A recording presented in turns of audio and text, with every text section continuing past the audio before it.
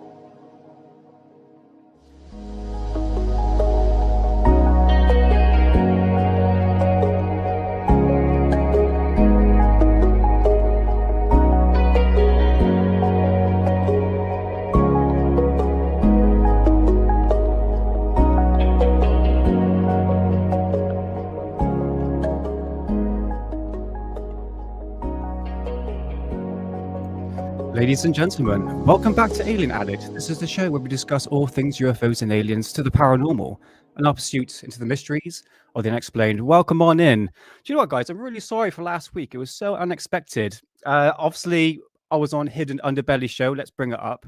Because the day before, on the Thursday, we finally got confirmation that Kaz and Gary was going to come on to talk about the Pentuck incident of 2016. I got it here somewhere. Where is it to? Oh no, that's a balloon crash. Hold on. Where is it to? Hidden. What have you done? Where is it to? Anyway, go to Hidden Underbelly's channel and go check out the interview that I did with Kaz and Gary, and also with Hidden Underbelly as well, talking about that incident. And this is the key eyewitness that we managed to get onto the show. And it's an immensely fascinating case. It really is. I think it's one of the best so far. In recent day ufology, I reckon it's pretty much up there. So yeah, there was a really interesting conversation. In fact, we didn't finish until hey, what you Saxon? We didn't finish until Hidden finished conversation with Kaz at 4:00. I finished at 2:00. And she's quite a person. Thank you, Sophia. How's it going? Nice to see you. Really nice to see you. And yeah, thanks to the people who put donations. I should have put my screen a lot bigger so you can see my face. Really do appreciate it, honestly. Because a little bit later, I'm going to talk about the future of where I'm going to take content. Okay. But honestly, Sophia, nice to see you, and thanks for the donation for last week. So yeah, this week has been quite good and quite bad. All right, so I have been to Liverpool just quickly before we get into the nitty-gritty of today's, this week's ufology. I went to Liverpool to a gaming convention. Right, check this out. This was, I can't remember what it was called, but there's some vending machines, but it had all these retro gaming arcade machines everywhere, from old to new. And there was literally 3 floors of it. And I tell you what, it was absolutely amazing. I had an absolute blast. So yeah, me and the missus spent the whole day there. You can see what sort of games they got. I mean, look at it. I 420'd really hard, and it started from 11 o'clock in the morning to 11 o'clock at night. And my missus, she's a Twitch streamer, so she met up with a load of people that she speaks to and play games with throughout the UK, and they got together and went to this venue, and it was, I'll tell you what, guys, I had an absolute blast. So yeah, that was my my little treat for during the week. And then we came back home, and then the neighbor knocked on our door, and he says, "I'm sorry to give you this news, but the cat got hit by the car and it didn't make it." I was like, "Oh no, this is Oliver, the most sweetest cat. Look at that face. Look at that face." Yeah, unfortunately, it's part of life, isn't it? When you have a cat and you live on the main road. I mean, I live in a village, but people like bomb it. And dopey cat like this one, no offense, Oliver, rest in peace, he's not very good at like reflexes. My cat is like a bloody cheetah. Yeah, hey Bob, nice to see you, man. We'll get through chat in a minute. Yeah, it was such shocking news. Literally came home buzzing, and then our neighbor came over and told us the sad news. But look at the face. Oliver, rest in peace, darling. Unfortunately, I 420'd a bit too early during the show. I actually had a white out. I'm not joking. I was like, shit, I have to hold off for the live stream for a minute. But yeah, thoughts and prayers to the lost cat. Hey, DJ B2, nice to see you, man. Yeah, losing a cat is not good. Yeah, these cats were so affectionate. They'll come in, eat my cat's food. So I've got plenty of food here. But nevertheless, I'm a cat person. Even my missus says to me, "You're a cat whisperer. Cats just tend to come to our area, and they're all over me and like a bloody rash." But yeah, rest in peace, Oliver. So yeah, no more bad stuff for the rest of the stream. But I just want to talk about it. It's like, oh no, I know, Science Evidence Fringe, it is. But let's go through chat. And we're going to get to the nitty gritty of this week because it's been absolutely manic. So if we've got, let's go through bottom. One True Saxon. How's it going, man? Yeah, it is, mate. Yeah, cats are like my best mate. I mean, especially my cat who's going to come up in a minute. Because when we came back, he was all over us like a rash. It was amazing. DJ B2, nice to see you. Sheep Pop Pop, welcome on in. John Strokes. But John, you're all over the place on live streams and UFO channels. It's awesome. I think I saw you on Amy's channel, which I want to get Amy on our show at some point because she did a live stream today. I was like, I kind of want to reach out to you and have a little conversation, honestly. But yeah. Sophia, nice to see you, man. Man, I don't mean to call you a man, sister, I should say. Bob Lazar. Don't mention, but actually, I might have a rocket balloon coming soon. Just to let you know. Hey, flying high, 99999. Nice to see you. Where the lad from Yorkshire gone? He is. Oh, shall I make a funny? No. He's gone too. Right. So yeah, I've taken over the show now, man. Go to Spotify And sometimes you see me on there. Go check out the Daily Conspiracy Podcast. Lee and Ollie do a podcast together, pretty much every day talking about conspiracies. You could go check them out there. So the Daily Conspiracy Podcast on Spotify. And I do believe they've got a YouTube channel as well. Yeah, go check it out, man. But yeah, that's where the Yorkshire Bastard's gone. I call him Ginger Bastard because he calls me Nancy Nick. But yeah, go check him out there. And sometimes I pop on because I like a bit of a conspiracy talk, but kind of restricted on this episode. So yeah, go check it out, man. The Daily Conspiracy Podcast. But welcome on in, Flying High. Nice to see you. Let's bring up the chat's up there. Fantastic. So who else have we got in chat? Just really quickly. Science Evidence Fringe. I think I said hello to you. Well, welcome on in. Hey, Productions. Nice to see you. Welcome on in. Rotary Matrix. Of course. Nice to see you, brother. Nice to see you. M Sport. Nice to see you. Welcome on in. Welcome on in. Let's go through chat. Oh, Cabell's cat. Nice to see you, man. Nice to see you. And I think that's everyone. Hangs tight. Welcome on in. Right, I think we're all there. We're all up together. Hey, I've lost you. Chat's good bananas. Where are you two? Where the fuck you gone? There you are. Benjamin Manic Music. Nice to see you, brother. Nice to see you. Taunton. Don't worry about it. I literally just started and you missed the bad part, the sad part. So yeah, don't worry, man. You're good. Yeah, Taunton trip. I think I'm going like September sort of time. I've been so busy, but I'll keep you posted. In fact, if you want to get in contact with me, guys, go send this email to me at this email address. Send an email to this email address at alienpodcast@gmail.com.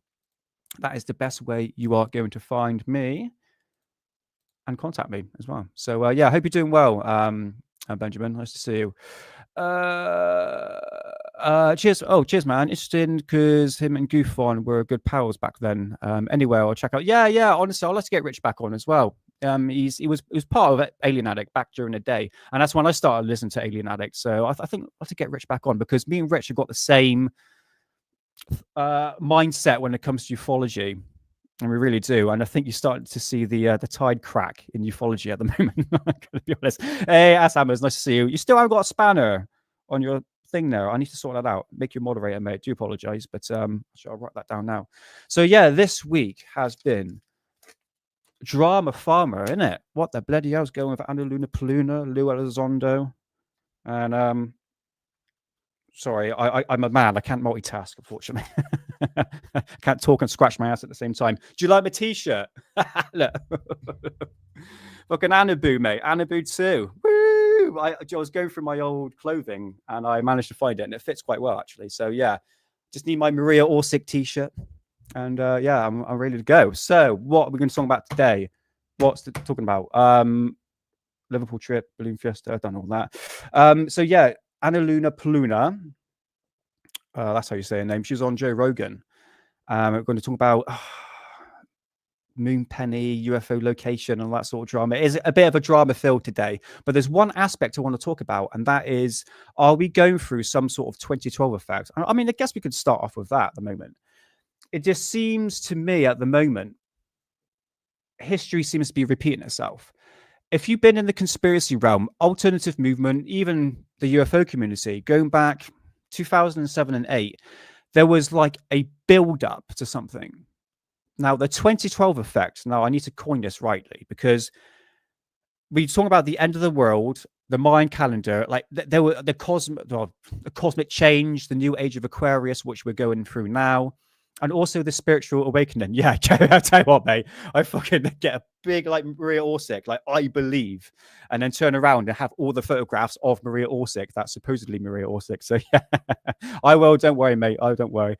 But, yeah, it just kind of feels like we're going through some sort of 2012 effect. Like, history seems to be repeating itself. A lot of fear mongering at the moment, obviously with World War III, which is not going to happen. If it's happened, it would have happened by now, to be honest. The alien invasion, the 2027 prediction, and even the comet or the interstellar object that's going to make its way in October. It just seems to be like one thing after another of this fear mongering doom scenario. And even Lou Elizondo's lawyer, I believe it was his lawyer, came forward and saying, prepare for the end of the world. We'll get to that video in a minute. And it's just like, hold on, this sounds familiar to me. I think we're going through a cycle here. I don't know why. What could well be the Agenda 2030, pushing could say the New World Order into fruition by a fake alien invasion. And I'm going to be honest, guys. I keep saying I'm going to be honest. The Project Bluebeam, it's been on the cards for a long period of time, and I really don't think is going to come into fruition. Is in the conspiracy alternative movement, especially the UFO community realm, I should say. That's something like a holographic technology being used, or even military technology being used to fake an alien invasion. And they're going to use that excuse to usher in a new world order, to control the people, say, look, we need to bind together and have a one world government and fight these aliens. Something on the line of that. But Project Bluebeam, it's a sequence of scenarios building up to that, a financial crash, a new spiritual awakening. There'll be a depiction of Jesus and Muhammad in the sky. I'm not joking. If you go back through the whole history of Project Bluebeam, it's a sequence of scenarios. Another aspect is Carol Rosin. Now, Carol Rosin, she worked with Werner von Braun, and she said, I've played this so many times, Carol Rosin, disclosure. And she was saying about the last card. And I keep seeing this clip over and over and over again. I'm just going to play it. I've played it before. It just seems to be quite, especially with the comet or the interstellar object. I can't remember what it's called. Is it called the 3-eye Atlas? I honestly been paying attention because there's so much build up and a lot of something's going to happen. It's going to approach, and it's this unknown object because it's traveling in a different direction. Especially what Avi Loeb has been saying is like, come on, man. Like, I tell you what, I'm telling you something now. If this fear mongering keeps on happening with this interstellar object, and even the 2027 prediction of something big is going to happen, and then nothing happens, and I tell you what, as me on Alien Addict and my future projects, I'm going to rub it in people's faces and say, remember that time when people say that's something was going to happen in 2027, and it was a big build up, and then nothing happened? Learn from your mistakes, guys. We've gone through this time before. Dare I say, year 2000, millennium bug, but that's difference between 2012 to the year 2000. So there's two different scenarios, really. We're talking about like the end of the world here. We're talking about World War III, a consciousness shift, and a shift into the new age of Aquarius. It just seems like, I think we're repeating ourselves again once again. So yeah, that's it, mate. On MySpace, I love MySpace. Used to click on it. I used to have music playing at the same time. Brings back memories. But yeah, back in like 2008, social media was very, very new. And I think now our sources of information, especially through TikTok and various social media sites, it's become a bit...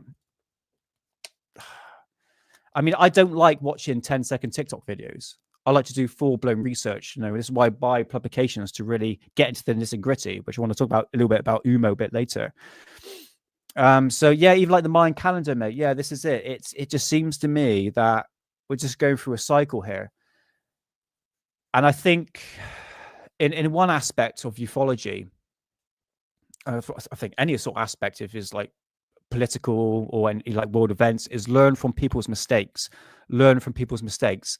And have we gone through this cycle before? Yes. Are there people still fear-mongering? Yes. It's not just the mainstream media, it's our community as well. And I keep seeing it over and over again. It has been a slight build-up, and it just feels like there's some sort of shift happening. But is that our community pushing that narrative? Because when I speak to any normal people, like normies, I hate to put people in categories, but look, I do speak to normie people. I'm one of those that gets along with normies. I don't have to talk about conspiracy theories. I'm going to talk about other stuff. I'm in that sort of mindset.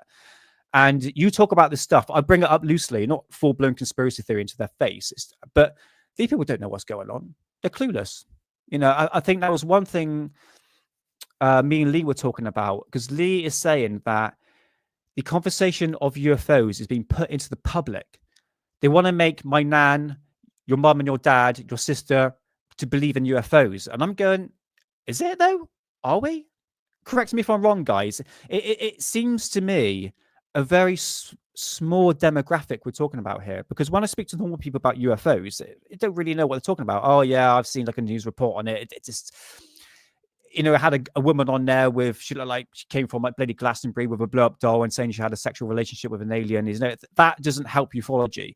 And unfortunately, people don't know about the gimbal and go fast and limits video footage, which I think is the crappiest footage ever released in terms of ufology, in terms of UFO footage. So are they trying to get people to believe in UFOs and aliens? Where's the transparency? What I always ask myself, why are they trying to do it? To push a fake alien invasion? Well, that's been on the cards for over 30 years. This is it's pointing at something. Oh no, that's going to happen soon. You just don't really know about that. Like I said, I keep repeating myself here. We're just going through a cycle, and which I call the 2012 effect. In fact, I did put that in ChatGPT. Let's put that in again, actually, because I'll be interested to see what actually says. But do you understand my my mindset on this? And it's kind of hard to explain to people that the fact, if you weren't really into this sort of research around about 2007 and 8, the build up to 2012, you don't really understand where I'm coming from on that. It was such massive in the zeitgeist, so to speak. Let's bring this up. ChatGPT, which my missus hates, by the way. Are we going through 2012 effect? Okay, what's it saying here? Oh, 2 responses. Right, can we all see this properly? Let's bring up a bit bigger. It's just to see what ChatGPT says. All right. Take my comment moment and just have a little look at this. So, if you mean 2012 effect, as is in the old doomsday theory, which is true, the one tied to a Mayan calendar ending in December the 21st, 2012, which is true, then no, there's not revealing. Oh my God, I got to read it again. So the original 2012 effect was largely a cultural phenomena built on a mix of misinterpretations, pseudoscience, and Hollywood drama, not a scientifically supported event. I have to admit, our community was pushing at that. I have to, the 2012 phenomena, lead up to December the 21st, 2012, and the end of the world. Which is quite interesting. Actually, put that there. I would agree with that. That said, some people now use 2012 effect, like dickhead, like me here, as shorthand for a feeling that the world has been increasingly catatonic and surreal since roughly that time. Kind of a cultural glitch in the matrix idea. I suppose so. In a looser sense, it's more about global instability, climate change, rapid tech. Oh, screwed up my words. If you are asking whether scientifically we're entering some strange cosmic alignment or pole shift, which we kind of are actually, like 2012 theories claimed, no. But if you are asking whether the world feels as bizarre as disaster movie lately, well, that's another conversation. I am never reading again. Jenny, where are you, Jenny? I need your hand here. But yeah, you understand, like, it seems to me that our community was pushing that fear mongering. It wasn't necessarily, well, you could say, look, we had the movie 2012. Remember the movie 2012? I think that was pretty much in the zeitgeist at the time. Which was all about the end of the world. But our community was pushing it first, I believe. Hey man, how's it going? Oh mate, I'm gonna butcher your name. I'm so sorry. That first one. I'm a terrible reader. Anyone's new in chat, I'm a terrible reader. But welcome on in, man. Welcome on in. So yeah, it just kind of feels like we're in that sort of time period where it's basically the 2012 effect. Time will tell. So I would say the cutoff point for 2012 effect would be 2027. And if I'm still here on Alien Addict, and nothing happens, hey, Green Tea, me and Green Tea would be like, told you so, nothing was going to happen. And all right, Green Tea. Many powers that are saving on alien threat in case of a germ threat stops working. Yeah, I guess that's like the new world of the worlds, isn't it? I think to defeat the aliens, we actually defeated the aliens through our like viruses or something like that, like a cold. I know, time will tell, man. This is going to be a tricky one, really. But it does feel like there's some sort of build up. I'm fucking just, hey, comfy sofa. Do you think there's a build up to the end of the world happening in or something coming in the next reset, 2033? So we've got 2027. That's the comet that's supposed to come, isn't it? Is it 2033 or something like that? So we got time is coming, guys. But again, I just don't think nothing's to fear about. I really don't. Again, our community are really pushing this fear mongering stuff, and it kind of just does my head in a little bit. It's just like, man, can we not just take a step back? In 1999, we were told that war would end. Yes, I remember the Millennium. The Millennium Bug, Nick. Come on, think. Was it Y2K, wasn't it? I remember that clearly, and it was all over the papers, Y2K. And then what happened? Nothing. But it's a bit different scenario to like the 2012. But again, Pop, you do make a good point that, computers would break down. In fact, The Simpsons did an episode on it where the technology started to break down, planes falling out of the sky. That was in the mainstream media. And look what happened. Nothing. We've been through this cycle before, guys. Oh, mate, I tell you what. Am I going to be nice on this one? The Storm Area 51. God. Man, that's just... Hold on. Let me just take a sip of my tea. Compose myself. I think that whole event, Storm Area 51, was the biggest, stupidest, idiotic, bloody typical millennial thing to do. Storm Area 51. You didn't storm Area 51. You got to the gate and you pussied out. Oh, best not cross the gate, guys. I'm like, it's called Storm Area 51. You want to go find those aliens, guys, don't you? But you didn't. You just stand outside the gates like pussies, dancing around. And that guy doing that stupid walk, trends, trying to get views. If people want to have fun with it, that's absolutely fine. But at the same time, it's called Storm Area 51. Fucking do the job right. I'm sorry for swearing. I'm really sorry. It's just that whole incident just made ufology look like complete twats. Dancing around in front of Area 51. Look, have fun. That's fine. But if you're going to say Storm Area 51, if you actually would have said Storm Area 51, but we're not going to, we're just going to have like dance party outside the gates, because we don't want to get shot. Well, fucking, you see what I mean, Bob Lazar? You've been there. You know what I mean? At least someone's got to flip and say the truth. That is such a typical millennial thing to do, isn't it?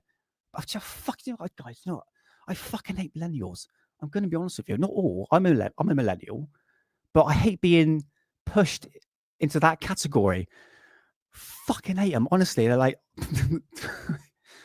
okay, do you understand where I'm coming from here? I just found the whole incident like absolutely. It's like the people outside Chuck Schumer's office having signs with Lou Elizondo on there saying hero. And it's like, guys, like, please, like, the truth's right there. You shouldn't trust these people, I just think the whole thing absolutely hilarious. So Storm Area 51 again, fucking go ahead. Have fun with it, guys. But would you got the fucking balls to go across that line? I dare you. Bloody dare you. Storm Area 51, hashtag have a dance party outside the gates. But that's me bitching about that one, Bob Lazar. So yeah, it just bloody millennials.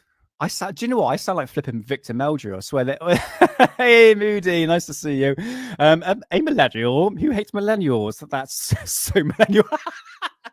Look, I get pushed in that category, brother, and I'm like, oh, mate, I don't want to be like stereotyping there, but a typical millennial, you're on the phone, you got a flipping man bun, which I did have back a couple of years ago. Yeah, and I just get pushed in that category, and I don't like that. Everyone gets pushed in categories, but yeah, welcome on in, Moody. Nice to see you, man. Yeah, exactly. Oh, mate. So, yeah, it's I just tend to leave people to do what they want to do. And if I want to bitch and complain about it, I will do that. But you know me, guys, I say the truth. I'll say not the truth, my own thoughts, my own opinion. And sometimes it's not exactly forte for people. But anyway, that's your problem and nothing to do with me. Where are we going to here? Where are we going through? Ooh. Right. Okay, I've got to show you this. So when I was in Liverpool, this video came up. And his name's called John. Now, the people in America don't know the Liverpool accent, we're about to, because this is so bloody not millennial. This is what's the one? Not Gen Z. No, that's too far forward. Again, putting people in categories. What is it? What's the like my mum's generation? They're like who's in their like 60s. Is it baby boomers? That's it, baby boomers. Right. Let me show you what a baby boomer looks like, right? I just like it. This makes me laugh. It's only a minute long. I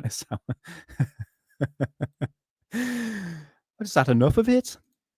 How much more noise? What do you mean? You know what I mean. Don't get smart with me. And don't even think about turning around on this drive again. Don't look at me like that, because I've just about had it up to here. To your forehead. Sorry, John. Sorry, John. I didn't hear you then, because I was just jet washing. Do you realise Sorry. I am not having this anymore? Why? I'm just jet washing, just cleaning the drive. I've got somebody in there who's got a radio. He's driving me round the bend. I've got a mother who is ill, a sister who is ill, and you are not taking a swine bit of notice. Do you want me to turn the music down, John? I want you to turn it and look what you've done to my windows. Oh, sorry. Do you want me to come and clean them, or? No, you will not. Okay. That's just sick of it. Okay, sorry, John. Well, sorry, John. It's just like you're so calm and collective. It's a oh man, I saw that a couple of years ago, and when I was in Liverpool, I was like, oh, I can remember that video of the guy like just pissed the moaning at the fact that he's like his neighbours making noise and all that. But yeah, it's a fucking forehead quote. Hold on. And don't even think about turning around on this drive again. Don't look at me like that, because I've just about had it up to here. To your forehead.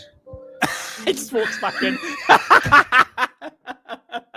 Oh man, you just gotta have a laugh. You gotta have a laugh. I missed the high pitch. Imagine having a fucking neighbor like that, Sophia. Honestly, yeah, I've come across neighbors like this before, where this slight inkling of noise will absolutely send them in chaotic mode. In that right productions, I love to call my parents boomers. Yeah, that phrase, okay, boomers, like, is that really an insult? But I understand, man. I understand. Gen X there too. Yeah. It's so, hold on, putting people in categories. You had baby boomers, millennials, Gen X or Gen Zs. Oh, it's too confusing. It's too confusing. Anyway, let's not put people in categories like I've just done in this episode. So anyway, I thought that was quite funny. So let's get to the main topic of today. So all the link in descriptions for the videos, all the videos are in the link in descriptions, so I don't get a flipping copyright, because I know for a bloody well fact, Joe Rogan, my dear friend who I know personally, not really, had Anna Paulina Luna on the podcast, and they talk about UFOs in the beginning. So what I'm going to do is just play just briefly. We're going to stop and talk about what she's coming forward. Now, my thoughts on Anna Paulina Luna. Okay, she was set up to find the government secrets, but has she though? JFK, Martin Luther King. Okay, we've got the documents for that, but has it proved that the CIA was behind it? Has people actually gone through the 80,000 documents and more documents to come? Instead of just looking at one document going, oh, these people want this to be redacted, so they must be part of it. You know, it's like, hold on a minute, let's just like have an overall perspective here. Epstein files, please. So yeah, go figure on that one.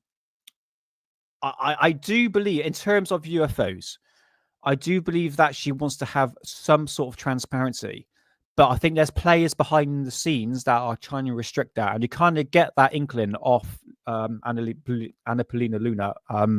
Yeah, if the stream goes down, I'll be back again. All right, so I just got to make sure I got a pause in between. Isn't all her real name? Luna isn't her real name. Anna Paulina Luna. Anna. Anyway. She's hot. That's all I care. She's a gorgeous woman, I have to admit. So, yeah, it's interesting what she has to say on that. So let's bring up the video and let's see what she has to say. Let's skip it forward. Okay. Just to let everyone know, this is for educational purposes. We are entertaining the public and educating the public on UFOs. So there we go. Don't copyright me. My perspective. Granted, I also grew up in the generation of the X-Files, and I don't know if you Hell remember yeah. 94 Independence Day. So like for me specifically, I didn't look at it with like a crazy lens and perspective. I'm like, you never know if Hey, we're the TW, nice to only see you, ones man. out Welcome there on in. essentially. But why did you assume that if it's a top secret incursion that he couldn't talk about, that it wasn't just a military craft from another country? Because of the way that he was discussing it. What did he say? So he had been he didn't want. Yeah, her position, to be honest with you. Yeah, sorry guys if I got a pause now and then. It's just sort of beat that copyright because Joe Rogan is definitely one of them. How she got the position? She started off as an Instagram model, first of all. I know she wants to be more in the political realm, but in one aspect, Sophia, is that you got to think, being an Instagram model, what do they rely on? Okay, they rely on clicks and views, especially the views. And I've noticed a lot of these politicians in America do use social media a lot, and we're going to get to that when the argument with Lou Elizondo and all that. So in one aspect, she uses social media as her, not really how can I say, it's not really a weapon, so to speak, to get her point across, but more on a public level, which is understandable. That's what basically the whole point of social media, isn't it, really? But yeah, how she got the position, I'm not too sure. I don't know the whole story behind Anna Paulina Luna, but nevertheless, she was an Instagram model. Moody, did you make a funny? Was her position on all fours? Oh, but Moody. Oh, got me flushed then. Flipping out. Worth a ride if I was offered. Shh. God's sake, Nick, shut up. Right, go on.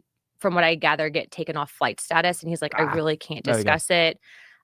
We couldn't really like identify it essentially, and it had outperformed. She's beautiful, I have to them. admit. And so that was my first, from a military perspective, kind of experience with someone who basically, there's a stigma within the flight community. Do you want to lose your security clearance? Is there this level of crazy that people kind of brand that will stick with you and kind of ruin your career? But Green see that just sound like a Trump thing, isn't it? Get the hottest women involved. I mean, I tell you what, I got the hots for it is the what's her name? Is it Caroline Levitt? She's the spokeswoman for the Trump administration, and she's slamming. Sorry, I should be more respectful. She's extremely beautiful. Doesn't he have instrumentation on his jet? Well, at the time, right? So it's an older platform, but he really didn't want to even talk about it. And I bring that up because now with our investigation and the task force that I run, actually the reason why the task force was formed was because of an event that happened at Eglin Air Force Base where both myself, Representative Matt Gaetz, and Representative Tim Burchett actually had responded. Oh God, you guys, I'm trying to concentrate on what she's trying to say and making me distracted. Moody. And gone to investigate multiple Air Force pilots that had come forward in regards to UAP incidences that had occurred. And they were alleging that the Air Force was covering it up. Nice. Interesting. Yeah, so that was that. And like, I'm happy to go into detail on that one. But what I will tell you is the stuff that I saw at Eglin, how the military responded, me being, a former service member. And then ultimately what I saw with the pushback of the military, not even wanting to share with Congress information, which is a big problem because when you have Congress that's supposed to be the advocate and voice for the American people, the oversight body, and you're being denied access, not just from a base commander, but high level up at the Pentagon, even Secretary of Defense, it's a problem. Look, I have to admit, the way she speaks, she does know what she's talking about. Okay, I'm going to give her a due diligence, if I said actually right. I know people tend just to quickly shit on these people, and I'm gonna try and, in my own opinion, I do believe that she wants some sort of transparency. She was set up to do a job, but she wasn't there to sort of, in my own opinion, to push the information. But if something isn't going to be pushed into legislation and something's being redacted or restricted, she just say something. She said, look, hold on a minute, something's been redacted here, and we'll get to the skiffs in a minute. So I have to agree with her on that one, but it's her beauty. It's too much for me. Anything she says, yes, okay. Yes, yes, sir. Get on all fours. There you You go. think that it's possible that these are U.S. vehicles that are top secret? I definitely think Yeah. that there's a level of advanced technology that the I could see her as a blonde. Yeah, I guess so. U.S. government has, and I think that tech can be housed within the defense contractor realm. And of course, some information is going to be classified. But I can also tell you, and this might sound crazy, but based on our investigations and stuff that we've seen, okay, there is definitely something that I think would rival what we know currently with physics, and a tech that potentially is out there that we don't have the ability to reproduce, because it would Not too basically sure be on like that. dropping a cell phone right off back during the time of maybe caveman. So like we just don't have the tech to develop it yet. What I can also tell you is, based on our interviews, and this has been something that you can go back and watch with the congressional hearings, but I was actually able to ask some of the witnesses, what are these things? And they keep saying interdimensional. And then when you talk about the interdimensional aspect of, are these things pre-existing, maybe outside of what we currently know as our own dimension? That stuff can kind of all sound crazy, but at the end of the day, my job as an investigator is to receive all the information, decipher it, and then ultimately, from a congressional aspect, if you do have contractors that are withholding information or operating outside of the purview of the federal government, I mean, there's budgetary issues, but there's definitely something that I can tell you with confidence that exists that we don't know how to explain currently. Okay, right. This is a really good point she puts across. We're going to talk about it in a minute. Okay, just pause. Let's do it again. So when you say that it operates outside our understanding of physics, what specifically are you saying? Like what happened? To I guess break it down in simple terms is that I think that some of the tech that exists, that whatever these things have, these energy things have, Energy things? What do you mean? Well, they call them interdimensional beings. I think that they can actually operate through the time spaces that we currently have, and that's not something that I came up with on my own. That's based on stuff that we've seen. That's based on information that we've been told. And then also too, I think that there's this historical aspect of, this gets into the deeper that's natural, mate. theories and concepts of religion. And I think the history that we currently know, and that kind of spins off into another topic of, you have the modern day Bible, you have this aspect of Bibles or books of the Bible that have been removed that explain and kind of touch on these topics. And I think that we're in a time and age where you have such a vast amount of information that we have access to via social media, via your cell phone, via the internet. And so it's really changing the way that we understand, the origins of life and the spiritual reality that we know. When you currently. say this is the thing with ufology at the moment, guys. All right, is that the fact that me being a historian into ufology, you get to understand where it's gone through the past decades, 40s, 50s, 60s, etc. We've gone from, I'm not joking, in the 1940s and 50s, aliens were basically tinfoil, bloody mechanical robots. That was aliens, and you can trace that back through movies. Then it hit the alien greys. Then it started to expand to the reptilians, and then we had the Nordics as you go through, like Billy Meyer, the Palladians. So there's been a mixed bag of where aliens have been. On the topic of aliens, I should say. But now we're talking about interdimensional beings, and I think what that's happening in terms of where the conversation of ufology is going. I think it's confusing these people. And I'm talking about the congressional hearings. I think the people that are trying to give transparency, there's no transparency at all. It's just absolute complete nonsense. And I just believe that they are, what's the point I was going to, the interdimensional beings. I think that is confusing people. It's too wacky. It's too woo. Where are the nuts and bolts craft? Where are these gray aliens? We're talking about, like productions are saying here, we're talking about top secret technology. The alien technology, where is that now? That's now gone out the window. Now we're talking about spiritual interdimensional beings. It's like it's pushing the conversation in different directions. And I've been saying it for flipping years on live shows. The conversation on UFOs is going all over the place. It's not sticking down one avenue. Where is the technology? Where's this military secret alien technology that people have been working on? Like Bob Lazar has been working on in S4. It's now we're talking about, I'm not denying interdimensional beings for sure. I mean, enough bloody mushroom trips to know that's a real thing. But again, I think it's a bit too woo, and it's pushing people, especially like congressional hearings, the people that are involved with that, into a very woo aspect. And I think it's just pushing the conversation in different directions. Does that make sense? Am I actually making any sense on this? So yeah, that's my opinion on that sort of side of ufology at the moment. I'm not denying it, but I just think we need to go really back to basics and find the evidence for this technology. Interdimensional beings, that they know that these are interdimensional beings. How do they know that? Based on testimony would be based on witnesses that have come forward. But what I can tell you So the is witnesses just were told that they were interdimensional? that they've seen things. And what I can tell you without getting into classified conversations is that there have been incidences that I believe where very credible people have reported that there have been movement outside of time and space. That's very vague. Yeah. Yeah, it's very, very vague. Yeah, I think this is it. Where is she getting this information from? Where is she getting this information? She get it from Lou Elizondo, Christopher Mellon, and them sort of lot. They are pushing the narrative here. Who is she speaking to? This is really, really important. Who, what, and why? Those are the things I need to. Like Joe was saying, you've been very vague on this. These are really big, bold claims that someone in a high-level position in the Trump administration should really explain herself a bit more in terms of that. Let's just continue. So, look. Unfortunately. Yeah. Look, have I seen a portal open? No. Have I seen a spaceship? Personally, no. Have I seen evidence of this? Yes. Have I seen photo documentation of aircraft that I believe were not made by mankind? Yes.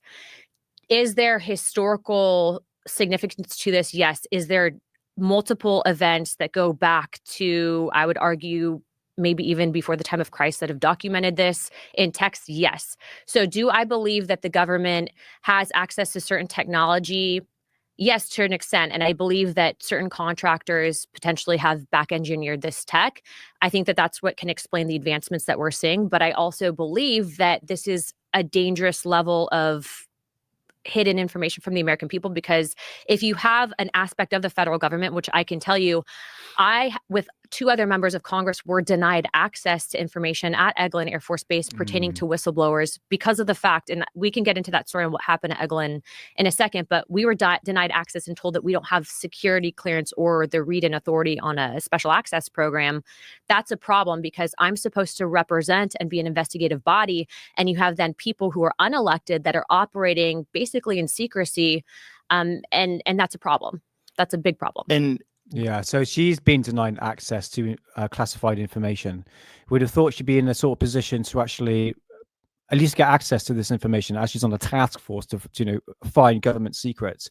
But again, this is the point I'm trying to get across. She's new to the political realm. I think she popped up saying that she was part of the military background, first of all, and I think I've seen her with some guns and all that, which is flipping hot, by the way. But at the same time, it's I think she's just being honest here. I have to admit, she does have a wit. She does have a charm about her. She just, especially with the way she speaks, better than I do anyway. She's got better looking as well. But in terms of where is the information come from, she's been very vague on that. But I do believe she wants to do good, but she's not receiving the information that she wants to. Yes, admittedly, we're still early stages. We've got another 3.5 years of Trump administration, so time would tell, but don't expect flipping miracles here, guys, in terms of transparency. Where is transparency? I haven't seen any of that. We'll get to that in a minute. So how do these people have the authority to do that? I think it's been decades of classified secret information, then also this aspect of the intelligence community that's been empowered. And it's kind of serendipitous with timing, because when you talk about the intelligence communities and what they've done essentially to the trust in this country with the American people, I think this goes all the way back even into JFK, with how they basically have operated outside of the purview of Congress and basically to an extent have gone rogue up until recently. You're seeing a big push and pull to try to rein in these intelligence agencies currently. Yeah. So what I want to bring it back to evidence. You said that you've seen evidence. Like, what kind of evidence have you seen? I have seen photos. Okay, right. Let's see how much detail she's going to go into. Joe made a really good question here, and I think she needs something to answer for. Evidence. This is what we need, guys. Excuse me. Transparency. I have seen. What have you seen photos of? So I was in a also- skiff, and I can't discuss all that was in a skiff, but what I can tell you is based on the photos that I've seen, I'm very confident that there's things out there that have not been created by mankind. It seems crazy that people have access to information that shows that there's something She did outside of actually, I us noticed that. that is more intelligent, at least more capable than we are, and they hide it from Mhm. everybody else. What I can tell you is that when you have thousands upon thousands of people around the planet throughout time that have reported something, Right. to say that those people are crazy, to say that, you know, the whole concept of even just asking the question that you might not necessarily be psychologically sound, that in itself, you know, that's a disinformation campaign to Yes. get people to shut up about it. And that's a problem. We know that the US government has not exactly been clean, and a lot of what they've done with the Yep. American people, specifically to the topic of UFOs. You had Which makes you Yeah, but you got to think of like MK Ultra and all the bloody biological weapons you were doing back in the day. You know, the American people has been treated like flipping shit for decades. You know, you don't have to look that too far to find out what the government has actually been doing. I mean, they were spiking civilians with flipping LSD and stuff like that. It's wild. I mean, I've heard of the Tuskegee experiment. Vile stuff. I mean, it's just horrendous. Especially what happened in the last word I can't say, you know, the jibby jabby, that the whole lockdown sort of scenario, the pandemic. Oh God, please say it. A lot of people around the world are just lost trust in the government institutions, and especially like politicians, and especially like the three-letter agencies as well. People have changed their minds, and it's now turned into this point where people just had enough.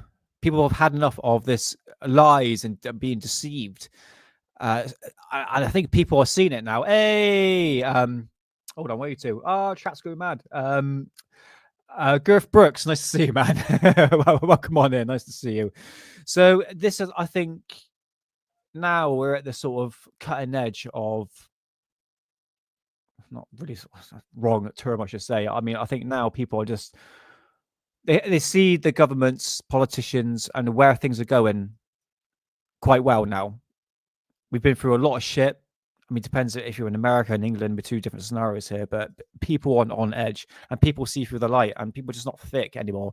They're just fed up of being lied to. So, what's up? Hey, Germans, that's that there, right there. Point to that. So yeah, I mean, she makes a good point, I have to admit. I think that it's probably because there's something there. If you think about the motivation they had with Project Blue Book, when J. Allen Hynek was running Project Blue Book, this specific intention was to discredit all stories. And he ended up ultimately, though, after all of his investigations, becoming someone that was like, I think there's something here. But that's true. By the way, a lot of people might not necessarily go onto Google and look up that information, but you can actually look up the declassified reports from Project Blue Book. True. What's also interesting, though, is when we're talking about tech, right? The ability for this tech, being that it exists, to change dependence for entire governments on things like fossil fuel, etc. You know, it's look, I think everyone has a moral obligation to do what they think is right. Okay. And so if you're in a position of power and you see something wrong and you're not addressing it, I think, you know, this in itself, getting the truth out there for people to decide for themselves. I'm not telling you what to believe. I'm just telling you in our Who's this? Who are you? Who are you, brother? Welcome on in. Yes, 420 forever. Absolutely, brother. Yeah, welcome on in. The man himself, hidden underbelly. So, yeah, I don't know what we're going to be talking about on our show on Wednesday, mate. Yeah, we'll have a little thing. But yeah, welcome on in, brother. Nice to see you. And yeah, I hope you're having a good one, man. Investigations and what we are pushing for in regards to transparency. I would like to see the federal government roll out some of the stuff that we've been given access to, because I think that information belongs in the hands of the American people. And it's not even just the US government. I mean, there's other countries around the world that have done certain things like this. Now, look, I've had a lot of crazy people show up at my office and say, I've heard it all. Yeah, I've been to Mars. I have a chip in my brain, all this stuff. They all have chips. We had this one guy that showed up that was like trying to give us a USB. He's like, put this in your computer. They're going to kill me for this. And like runs away. And I'm like, I'm not putting that in my computer. But based on our investigations, what I will tell you is, there's been 2 members of Congress that are actually helping to lead out these investigations with me. And the reason I say that is because up until last Congress, if you even said the word UAP or UFO, people actually told us that. Oh yeah, actually make a good point there. I have to admit, Moody, right? Productions, yeah, no, have a good one, man. Thanks for popping on in, and nice to see you. And yeah, hope to catch you on the next one. Hope to catch you on the next one. Sorry, man, I thought 20 too hard before the show. Yeah, but have a good weekend, man, and hope to see you soon. Smoke a spliff in the skip. Oh man, that's what they need. Where's Moody's? Where's Moody's comment? Yeah, so a skiff, right? So a skiff is obviously a meeting that is off limits. We don't know what's really going on behind closed doors, and they're never going to tell anyone about what's happening in the skiff. And like Bob says, definitely need to smoke a spliff in the skiff. I think skiff is one way of telling the truth, but it's going to tell the truth to the public. This is the thing. It's what can be said about in the secret meetings. It's a bit like the Bilderberg group. No one knows what's really going on or what the discussion is about. Skiffs, it just goes right over my head now. It's like right over. I'm just like, yeah, okay, it means nothing. Doesn't mean that's necessarily going to tell us what's been happening in those meetings. And have we had a skiff yet? Not really. I don't think we have. Probably had like one, I think, if I remember rightly. But yeah, skiffs, I think, complete waste of time, in my opinion. If we went forward with these investigations, that we were going to ruin our political careers. And so, we're in the mindset of, well, like, why wouldn't we ask these questions? And also, too, if no one wants to touch it, like, there has to be something here, right? Right. And so in these investigations, I mean, the amount of people that will come up to us, very successful people, to multiple members of Congress that believe the same thing, it's definitely changed in regards to the stigma that used to exist about disclosure and all this. And so what we're trying to do currently there's a big documentary that was filmed about a year and a half ago, and we're trying to get a screening up on Capitol Hill. But look, I think a lot of people say, well, this is a distraction from everything else happening in the country right now. And all I'm simply trying to say is it's not a distraction. The people that are kind of helping to divulge all this information, you have an intelligence community, Tulsi Gabbard, Radcliffe, Kash Patel, they have been truly, in regards to our other investigations, extremely transparent and wanting to get this information out. But it doesn't mean that within these intelligence communities there isn't pushback. And so part of the reason why the task force was formed pertaining to things like UAP, pertaining to things like the Jeffrey Epstein stuff, pertaining to things like the JFK, MLK, and RFK investigations is because even though we don't hold declassification authority, what we're trying to do is push these agencies and be, if you will, the pit bull and the attack dog on trying to get this information released. And to a lot of these agencies' credits, they've been extremely transparent, and we have gotten wins specifically on the JFK stuff, and we're still looking to declassify and ask specifically on the UAP topic. What would be the rationale for keeping a photograph? No, I totally disagree, mate. No, she is slamming hot. I should be more respectful. Yeah, Dan Peters, welcome in, and I think she's gorgeous. In my opinion, She fucking said to me, "Get on all fours." I'll be like that instant. But she makes good points in that realm. I do believe she wants to do good, but I think she's getting pushback. Not her specifically on all fours, but I'm not talking about the subject. Known absolute not of this world craft from the American people or from the world. Why would anybody think that would be the smart thing to do, is to limit the access of that information to a very small amount of people? I think that part of the fear is that you have advisors that think that, the American people or humanity might not be able to handle it. There's this protective complex, but then also too, I think when you are talking about these things, for a lot of people, I think everyone's got their so we're talking about the male demographic here. I suppose to women as well. They're what they're attracted to. I've always been attracted to blondes and brunettes, especially like black-haired women. But thing is with, I don't know how old she is. She must be like, what, probably like mid to like late 20s, I'd say. She hasn't got any Botox. But I shouldn't really talk about her. Look, she's just gorgeous, but it's not just that, but she's very smart, very witty.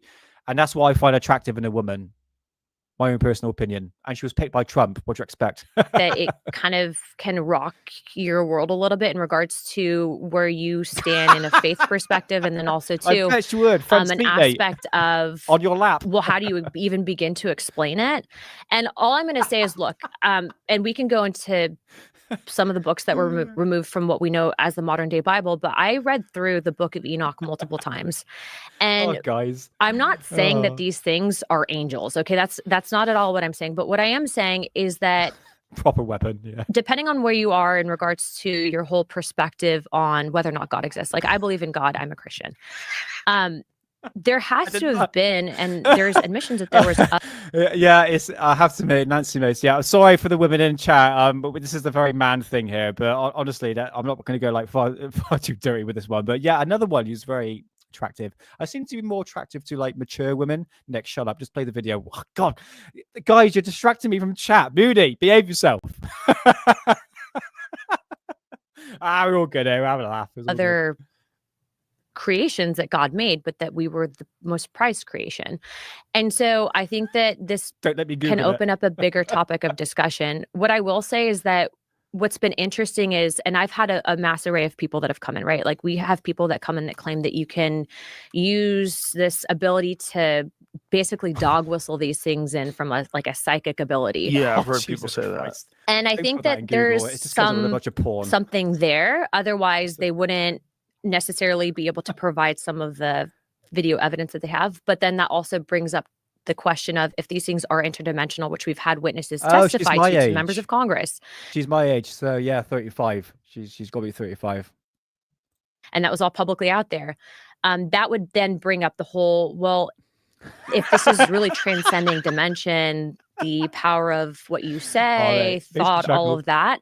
And then, you can look into our own government's declassified documents that the CIA had on different experiments. I mean, you can literally, last week. Luna, shut up, I'm talking. Yeah, I would. This is why I like mature women. I don't like women in their 20s. I find millennials, there we go, that name again, just a bit too immature for me. But honestly, I have to admit, for a 35-year-old woman, she's got a whip behind her, Really sorry for the women in the chat. I don't mean to be like creepy. Anyone else that's been in the chat to be creepy. We're just, it's a man thing. What do you expect? We think of our dicks, for Christ's sake. I was going Don't through, deny it, man. actually, on a Friday night, just put my son down. And I was going through some of the declassified, you go to CIA.gov/reading room and you can see all the declassified documents. And so I believe it was called Stargate, and it was talking about, the basically psychological experiments where they were trying to basically remote view and all that. Why would our own government be looking into that if there wasn't something there? And so I'm appreciative to all that information being publicly out there, but I think this whole idea and stigma of trying to make it sound crazy when people actually have these questions, that needs to stop, which is why the task force is in existence. And then also too, they need to release information. Okay, I had absolutely no idea what she was saying then, but I think that's a good amount of time to play this video because I know I'm going to get a flipping copyright. I tell you, just another 5 minutes. We can just make it to like 10-minute mark. Because I have to make she makes good points. Yeah, stay on target, Nick, for Christ's sake. I was going to play devil's advocate. I would say that the government would look into that to find out if there's anything there. And that would probably take a long time if they're really being careful. So if I was going to fund a program, if someone told me that there's some people in Russia that can remote view military sites in America, I'd be like, are you sure? And like, yeah, there's a technique involved and we know the technique and we want to fund some sort of a study to see if we can do it. I'm like, let's go. What do you It's already been done. Already been done, mate. Need? Because if maybe it's real. So look how bloody big his arms are. They're huge. Don't buy that they wouldn't spend money on it unless it's real. I say they would spend money on it to find out if you're really looking out for national security, right? You've got 300 and plus million people that you're responsible for. You got to dot your I's and cross your T's. And like, if I'm, if I'm good at my job and I'm not an egomaniac, I'm gonna go, maybe there's some shit I don't know. You know, Well, there's He's there's 5 looking foot, into is it, he? and then there's expanding, right? And so if you look at all those declassified files, you know, you can pull up, and this is just wild, but there's one where I was looking through, and they had basically, you know, the Coast Guard had called in. There was a ship that they had been given information on that was running drugs, and so they called in one of their remote viewers, and they're trying to give coordinates of the ship, and actually like basically locate these things. And I actually was laughing because I was reading this off the website, and I'm telling my husband, I'm like, imagine, you know, you're trying to run drugs, and then all of a sudden you have some like weirdo at Langley or like in a basement. They're like, nope, just like here's the coordinates, you know, beam me up, Scotty. But yeah, I don't know if they write things down or type them out or what, but I talked to Hal Putoff about it, and he said they used it to very specifically find the location of a downed Russian craft within like a couple kilometers, which is nuts if you think about. Yeah. Okay. Well, that's enough for before we get another copyright. So yeah, the link in description for the Anna Paulina interview with Joe Rogan is in the description, so you can go check that out. Hey, TTs, nice to see you, man. Yeah, I've been checking out your channel. There's some awesome stuff. You still been doing any sort of sky watching recently? Yeah, I've been doing a bit. I can't say I've seen a lot of stuff in the sky, to be honest with you. I've been away, to be honest. But yeah, yeah, nice to see you, TTs. Hope you're doing well. Oh, we've got another one here. Oh my god, I'm really sorry for the people new in chat. I'm really, really terrible reader. Eversor, is that right? Sorry, man. Welcome on in. Nice to see you. I do apologize. I butchered your name. My next girlfriend is going to be a blue alien. Oh, really? Well, the ones that Jason Sand's been saying. Yeah. But welcome on in, man. Welcome to the show. Let's have a little look here. What we've got here. Oh, mate, I've done my new trail video today with my new phone. I got a phone that shoots in 8K. Oh yes. And tell you what, I'm gonna show you some photographs. Like literally, I'm not joking. Check out this. This is the new Samsung. Trust me, we've got more UFO news to talk about, but yeah, check out this. This is what I taken myself on my phone on the S25 Ultra XL. Look at that cricket. Look at that. It's like a flipping alien, mate. That eyes. Ain't fucking ugly. What the hell are you doing? Get off the screen. But yeah, look at the detail. And I think that was shot in like 8K, I think. So if you want a really good phone, go pick up. They're not sponsored. Yes, I would agree, One True Saxon, 100% on that one. S25 Pro. It's awesome. Look at that. Here's some other pictures of me going in, just really quickly, but it shows you the quality of the phone, eh? Yep, sunflowers, my garden. There we go. Nice, isn't it? So yeah, what we're going to be doing about today... I was falling asleep to these. I have fallen asleep too early these days. I must get out recording more. Yeah, honestly, mate, TTs. If I lay down now on that sofa, I'll be like gone. I'm like an old man now. Yeah, German spy cricket. Yeah, but bastards on the bloody leaf. But yeah, I know I'm the same, mate. I become like an old man. I literally I can fall asleep whenever I like. Yeah, I just get really tired quite easy. But mate, you're here now. That's the main thing. But yeah, with sky watching is, and I think Rebecca, I know she's not in chat. I think she's working today. Hello, Rebecca, if you're watching in the future. She wants to do sky watching. It can get a bit boring. It can do, I have to admit. If you 420, it kind of helps a little bit. But if you just keep doing it, eventually you will find something. Same with you and me, TTs. We've all caught something that's a bit unusual in the sky, but you just got to keep doing it. It's like with people that do ghost hunting for the first time. They're expecting to see a full apparition, a full ghost. It's like, no, it doesn't work like that, you know. The people that have the experiences before, right place, right time. These things do happen. Anyone's had a ghost experience would say the same thing. But if you haven't experienced a ghost phenomena and you're expecting to go in to see something, most likely 10 times out of 10, you're not really going to see anything, you know. So it's just one of those things. And I think it's down to the perspective of the person as well. If they're sort of open-minded, if they're a bit close-minded, I think they're a bit more skeptical, sort of dismissing any sort of sightings. And look, I'll be honest with you, hear a creak on the floor or something like that, it can necessarily be explained. But yeah, depends on the person, really.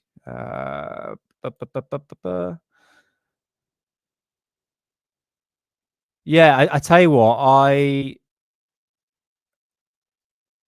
I've always stuck with Samsung Android, and I have to admit their old phone was pretty shit in terms of like quality, and I was debating whether or not to go to Apple because I use sort of film in the skies quite a bit, and I wanted a really good camera, and it was either the Google Pixel or Samsung, and I was like, oh, I just want to go for the Google, but the guy in EE was like, mate, get the Samsung, trust me, and I have to admit, I've been quite impressed. It's even got a little pen on it. Oh, I got a little pen. I can write, like, for instance, I mean, this is top secret stuff. Look at that. Draw penis. The little stuff coming out of it. Stupid, Nick. You're immature. Grow up, for Christ's sake. It's like I got the phone, and the first thing I did is like, oh look, I've got a pen. I literally draw penis. And Mrs. like, fucking grow up, Nick. For Christ's sake. You're 35. Jesus Christ. So, yeah. Not. So what are we going to talk about today? Well, we talked about Anna Paulina Luna. I guess I could. Oh, okay. Just one thing for next week's show. I've been on a deep rabbit hole on this, and I am not joking. Yeah, I tried Apple, and the thing is, I've always had Android, and then to swap from Android to Apple is switching the data around, and I thought, fuck, it's going to be a nightmare. So I've got a Samsung because I had a Samsung phone before. I literally just linked the cable between the two, and I literally just put in my email address, signed in, and everything came up. So it was actually quite a godsend, really. But I do like Apple's, but it's not really my thing, really. I'm Samsung gets loads of dodgy apps. The only thing I use is like WhatsApp and stuff like that, Twitter. I don't really go for the stuff that it's like alien technology, potentially. You know what I mean, Bob? You know what I mean? When I was 8 years old, when I saw my first UFO, and it was close enough, there was no mistaking that it was for a balloon. Mate, I think a lot of people that's seen these objects before, I mean, if you go to an interview that I did last week, where if you go to Hidden Underbelly's channel, let's bring it up because I think it's quite important, because this was quite something. I think it's probably one of the best interviews so far. I can't even find it. I did have it up here. Oh, there it is. Oh, I was listening to Toto. That's why. I was listening to Toto. Okay, let me just show you. So go check out this sighting here. Go check out this video of this here. It's called the Pentuck UFO Part 2, and we had Kaz and Gary. So Kaz here, who's experienced a triangular craft in 2016. In fact, the whole flipping neighborhood here, there's commotion going around. The military were there, helicopters are flying, and Kaz has the first experience. She had a proper close encounter.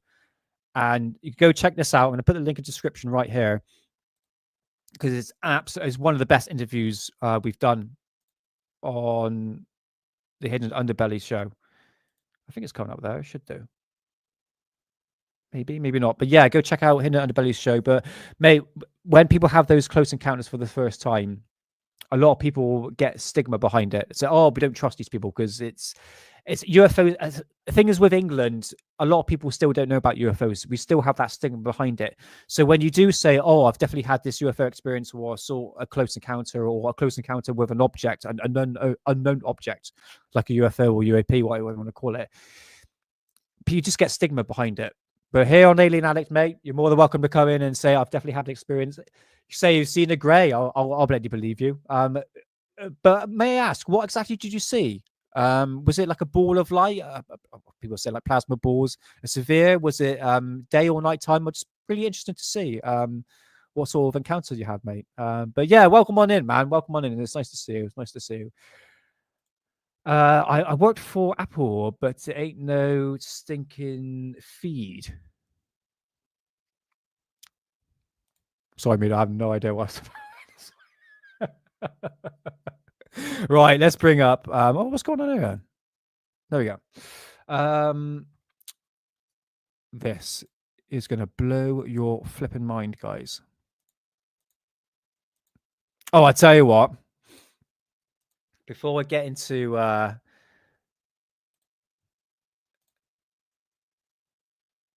right, something happened. I'm going to show you. I'm going to show you what happened. Right, this is the Balloon Fiesta. This is what I took. Right, last week.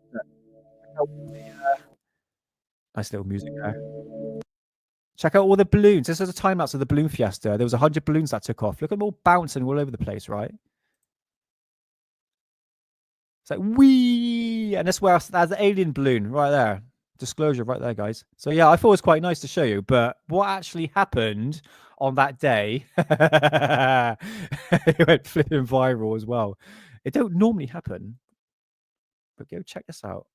Oh, where is it to? Right, ready? This was on that day. Check this out.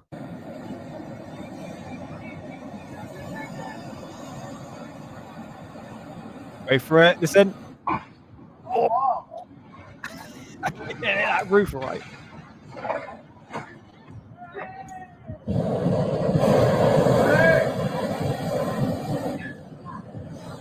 Oh dear. Oh dear. Oh dear. Right, listen to the part where it actually hits the roof as a primary school. Flipping it, and you can hear it scraping along the tiles. Listen. Oh.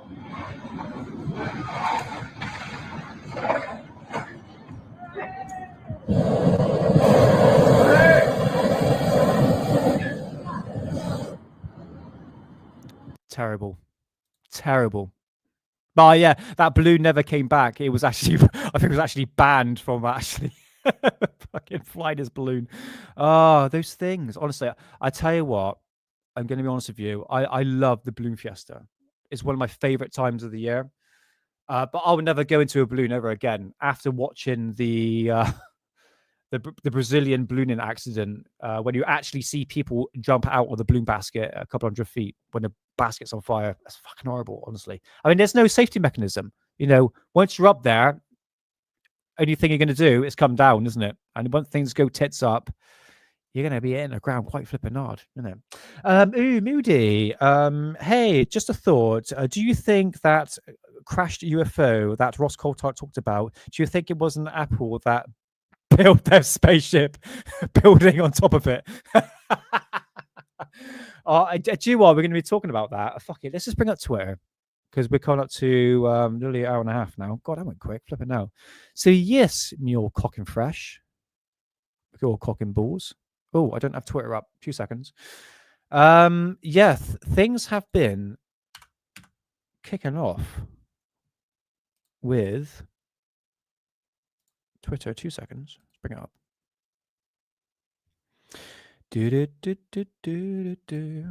But yeah, thanks to everyone in chat. Is honestly, guys, it's because you're here. It's why I do the show, because you guys are fucking awesome.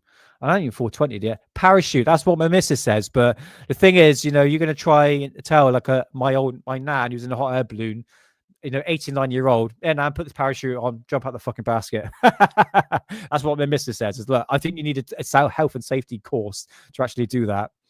Balloon Fiesta more like, yeah, mate, I've been looking at Balloon Fiesta for a long time, over 30 years, and it never happens like an accident like that, to be honest. It's very, very rare. But you know, just don't fucking hit buildings, for Christ's sake, you know. Fucking hot air balloon. Oh. Yeah, it's like a flipping drama farm around there, isn't it? Honestly, let's bring it up because I'm going to show you what I'm talking about. So what we got here? Yeah, that was that Area 51 thing. Obviously we talked about that, the storming of that. So Lou Elizondo. Well, before that, let's talk about. Okay, right. Heidi Musan.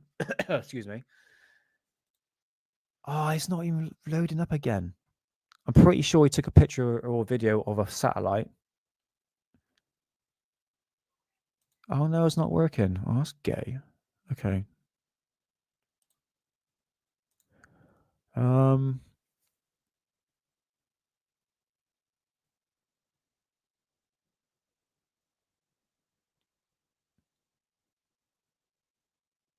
Yeah, this is from UFO Joe, and he makes a really good point here because this harkens back to what I was saying earlier with the 2012 effect. There seems to be a lot of fear mongering. Oh shit! Sorry, I hope you didn't hear that. Yeah, there seems to be a lot of fear mongering at the moment, and UFO Joe put this bad take. People need to live their lives, no matter what or might not be happening. Coming, sorry. Sorry.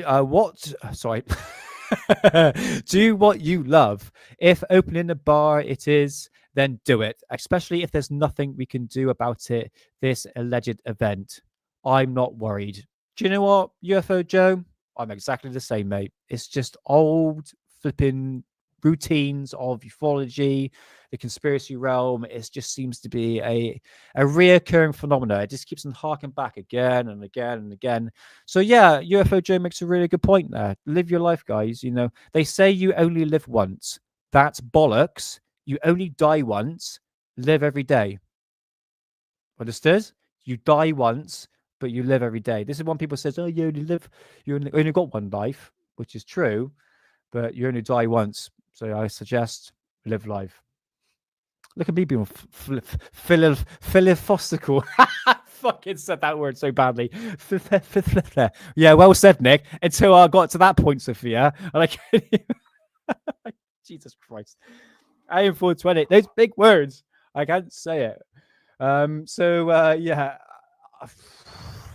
I'm 50-50 on that, mate, because Heine Musan is part of it. And, you know, people know my thoughts on Heine Musan. But anyway, get back to like UFO Joe's comment, live every day, because the Astral says, if you know the world is ending, why wouldn't you open up a restaurant? Just saying. It's a good point. You know what I mean? So yeah, do you know what? This is funny. This is where it all kicks off, right? So Lou Elizondo put out a post on Twitter out of all flipping things in regards of an email. But what he didn't do properly was actually scribble out the actual email addresses. And he fucking like doxed a bunch of like high level people like Christopher Mellon. I think David Grush was on there. Tim Gallagher and all that. So yeah, I thought that was quite hilarious, really. But there has been a back and forth in terms of what's been going on with Anna Paulina Luna and skiffs. All right. Let's just go back to. Oh yeah, sorry. Yeah. The people in chat, I may belch. It's not intentional. Trust me. Oh fuck me, mate. Honestly. Right. I'm going to be honest with something. Right. I'm going to put it on screen now. Okay. I know we're a 420 club here, but it's starting to affect my reading. It's starting to affect my conversation. And so next week, I'm not going to be smoking. So I don't know what mood I'm going to be on Friday. I might just stick to like the evenings and not what you would call wake and bake. Okay, I've been doing that for the past 20 odd years, and I think it's starting to catch up a little bit. I'm losing concentration. I can't put a word in edgeway. Trust me, I will sound completely different when I don't smoke. Trust me on that one. So you might see a completely different change by next week. I think it's just for a month, just to recharge the batteries, just see how I get on. But me, I just go cold turkey, which is probably like the worst thing to do. But yeah. It's just one of those things. It's just a personal choice. A bit of a break, recharge the batteries. That's what you need. But I will probably read better. And if I don't, I'll just continue with smoking. We need to smoke. But not really, but it chills you out. Does it, Nick? I think it does. I think it's more or less like a routine. Yeah, I know. We all love it. We love it. I'll come 420 in a minute. But what was I going to? What was I going to? Oh yeah, this whole scenario in terms of the skiff. So at this point, Pluna wanted a skiff with Lou Elizondo, David Grosh, and somebody else as well, and they all cancelled at the same time. And there were various excuses going around saying, well, they all cancelled on the same day. And one way Spooky says here, I'm amazed that either of you know how to redact personal information, which is very true. Why are they going straight to Twitter? This is what I was saying about earlier with Paulina and Lou Elizondo. Instead of actually having a private conversation, they're literally put it out into the public. And this is what we're seeing here, man. This is what we're seeing here. I think the whole situation could be handled a lot better, a more mature way. I guess that's what Paulina is saying right here. And I just found the whole situation just, I think, completely laughable. It really is. I don't know where I've gone back to. So, yeah, I just don't trust Lou anything about that. Yeah, 2027 is the new 2012. See, even Astral was saying the same thing. It's just we're going through a cycle once again, and it's the same point of view, isn't it? Really. I know people don't like that channel or the person that uploads the stuff, but he hasn't said nothing bad about me, so I'm not going to say anything bad about him. Let's skip that. Fuck it. Oh yeah, this is it. This is a good one.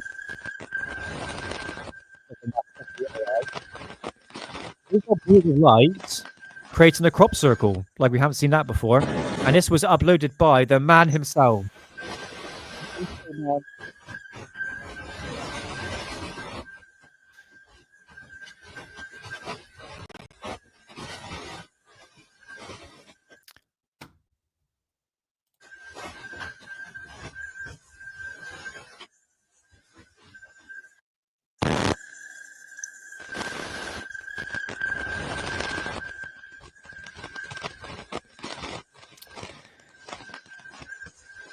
It just seemed cool, but I'm going to be honest.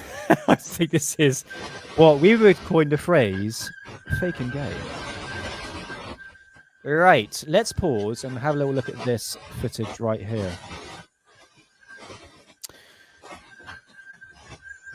There seems to be a very reoccurring theme in 2025. Balls of light, another word I hate to say, is orbs, and Severes. This seems to be a very reoccurring thing in ufology at the moment.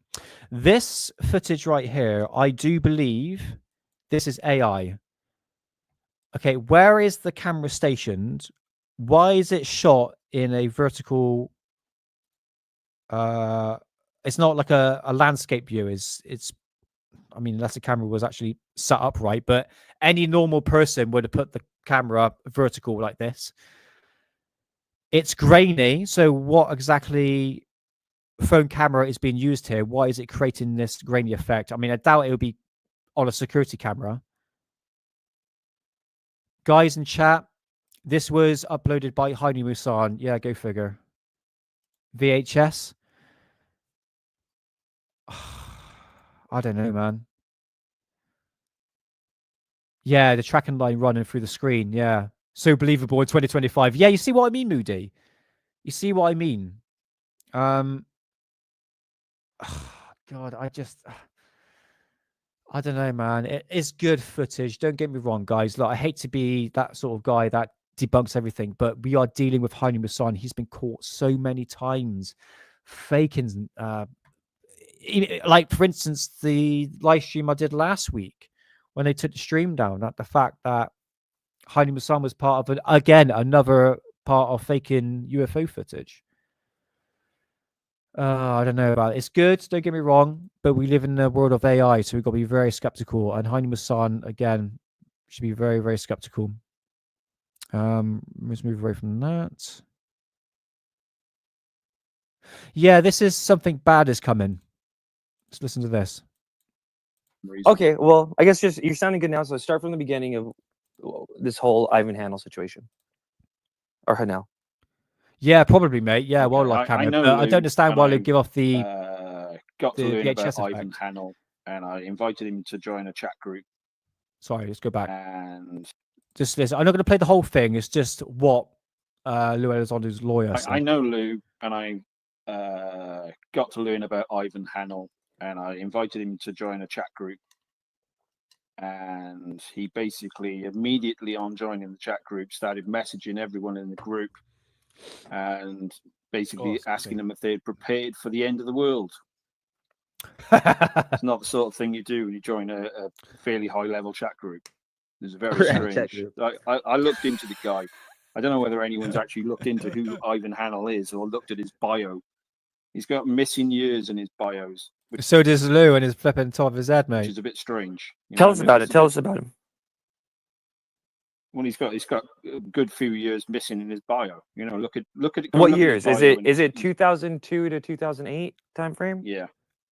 Okay, I know Lou, and I this is the first bit. Got to learn about Ivan Hanel, and I invited him to join a chat group. And he basically immediately on joining the chat group started messaging everyone in the group and basically asking them if they'd prepared for the end of the world. Great. Isn't that fucking great? Sorry for swearing. Yeah, we got prepared for the end of the world, guys, because something big is going to happen in 2027, according to Lou's lawyer. What the bloody hell is going on here? This is just, again, fear-mongering at its best. And yeah, you're right, mate, Rudy. It's a perfect cycle. We are going through what I would consider the 2012 effect. I just keep seeing it. It's like this time period is like, I remember this time period. It feels like 2008. And I tell you something now, like I said earlier, once it hits even at the interstellar objects that's supposed to come past in October this year, Planet X, where the hell has that gone? Planet Nibiru, remember that was supposed to pass through? That nothing happened to that. So yeah, that was created, and obviously 2027, where the alien invasion, something to do with flipping aliens, and that time period in 2027, I tell you what, is going to be absolutely two ways for it. A complete shit show of ufology, which is, again, a massive ramp up. You're going to see a load of videos being put up on YouTube. End of the world's going to happen. Something big is going to happen, guys. Ooh, spooky, spooky. Prepare. This is what I don't like. Why we should prepare for the end of the world. Fuck, it's like, where'd you get your information from? Who says that? Well, Lou Lawyer said that. But where is he getting this information from? It just seems like a massive disinformation campaign to push the public in a threat narrative. Stock up on food, guys. Best get a shelter running, because something big is going to happen. I'll tell you something now, guys. Nothing is going to happen. Nothing. We've been there before. Hey, Drumstick. Nice to see you, man. Yeah, Lou is definitely fake. Absolutely. I think now people are starting to really catch on to the fact that you can't produce a fucking photograph that is actually legit, because the public just completely destroys anything that he puts forward. And I think now we're at the time where he's just lost trust in me, everybody. And again, this fear-mongering shit, I can't stand that. It's very mainstream media, and I don't know why it's being pushed in our community, especially the UFO community, alternative movement, whatever you want to call it. So I thought, yeah, that was a little bollocks to show you. Yeah, really sick of it. What else we got here? Oh, bloody hell. That's Rotary, that is. Rotary, if you're in chat, you've been uploading some very to do with a round food and a garden gate. Now you put those two words together, and my God, you'll never be the same after that. So yeah, that's to do with that there. I'm going to show that again. But yeah, what's his name? It's called Mr. Truth Bomb. You can find him on Rumble if you want to go down that massive rabbit hole. And I tell you what, you'll never be the same again. You'll never be the same again. So this came up by Concerned Citizen, who's definitely a bot, not a real person. Again, another fearmonger who loves to push that sort of narrative in our community. Said about this. This will be chipped. Well, first things first, that was taken back in 2006. I clearly remember these RFID chips.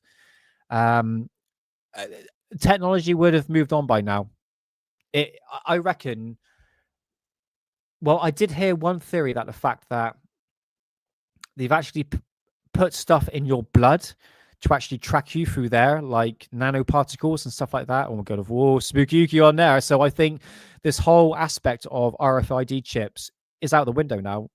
I reckon they got some sort of another form of technology. Might be wrong on that, but I'm telling you something now. I've seen exactly the same as this back in 2008, and that's going back nearly 20 years ago. Technology would have changed, guys. It would have changed. Oh, you're here, man. Yeah, that fucking like, oh, is it? Is that a powerful? Is that is that you by any chance? Yeah, welcome to the show, powerful JRE. Yeah, nice to see you, man. So yeah, yeah. I was going to say, yeah, so this RFID chip is ancient technology. They definitely got something else to actually to track people, basically. I'm just going to check out if you're actually the real person. That's really, really interesting to see. So yeah, we are going through a very sketchy time. Oh no, I think you are actually. Yeah. Yeah, thanks for making me sorry, not making me, let me use your footage. It's much appreciated. God, I've been listening to Joe Rogan for bloody ages. It's been a long, long time. So yeah, RFID chips, old technology, definitely old technology. Right, anything else we got here? Whoa, move on from that. Yeah, do you know what? I love videos like this. Check this out. Yes, we know it's fake. We know it's fake, but still entertaining. Yeah, let's see you too, man. Welcome on in. Much appreciated. Thank you. Yes, mate. Yeah.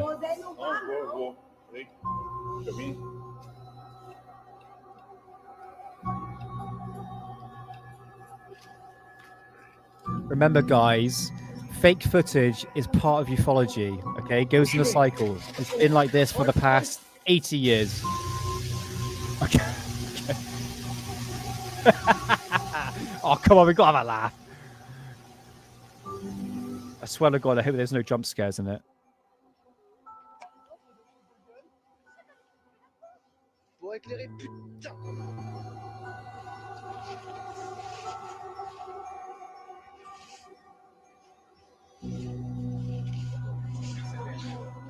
Please, no jump scares. I don't want to burp live on stream again like I did. No, okay, that's fine. Yeah, honestly, these old footage on aliens, I have to admit, is quite impressive. I have to admit. Some of them are actually, but that one not so much. But anyway, I thought that was beautiful. Look at that. That's stunning. There's one thing about blue and white that works together. In fact, you'll find that a lot in my garden. A lot of blue and white flowers. Yeah. What else we got here? Oh yeah, look. This is What if every fool on the internet? Okay, let's just go back because this is what we were talking about earlier. All right. Storm Area 51. There we go. Trends and trying to get likes. Sorry, fucking hell, I'm mixing up my words there.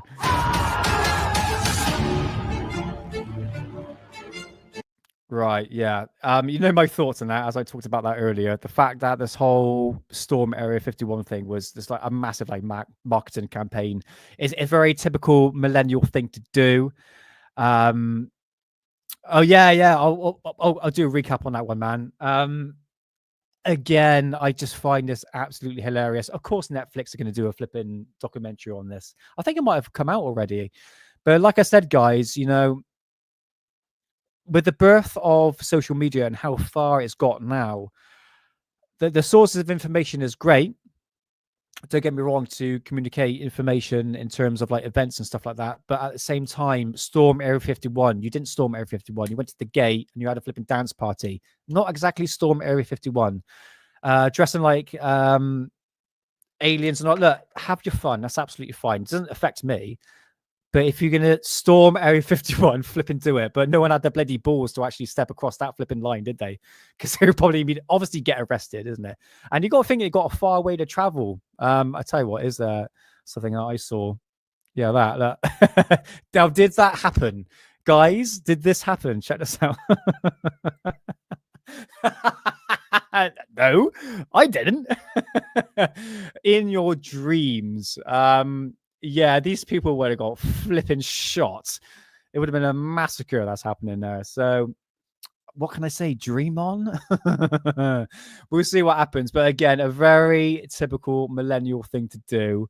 Not scrutinize. Well, yeah, I do scrutinize my generation because my generation sucks. No offense, the people in chat, you're the same generation as me.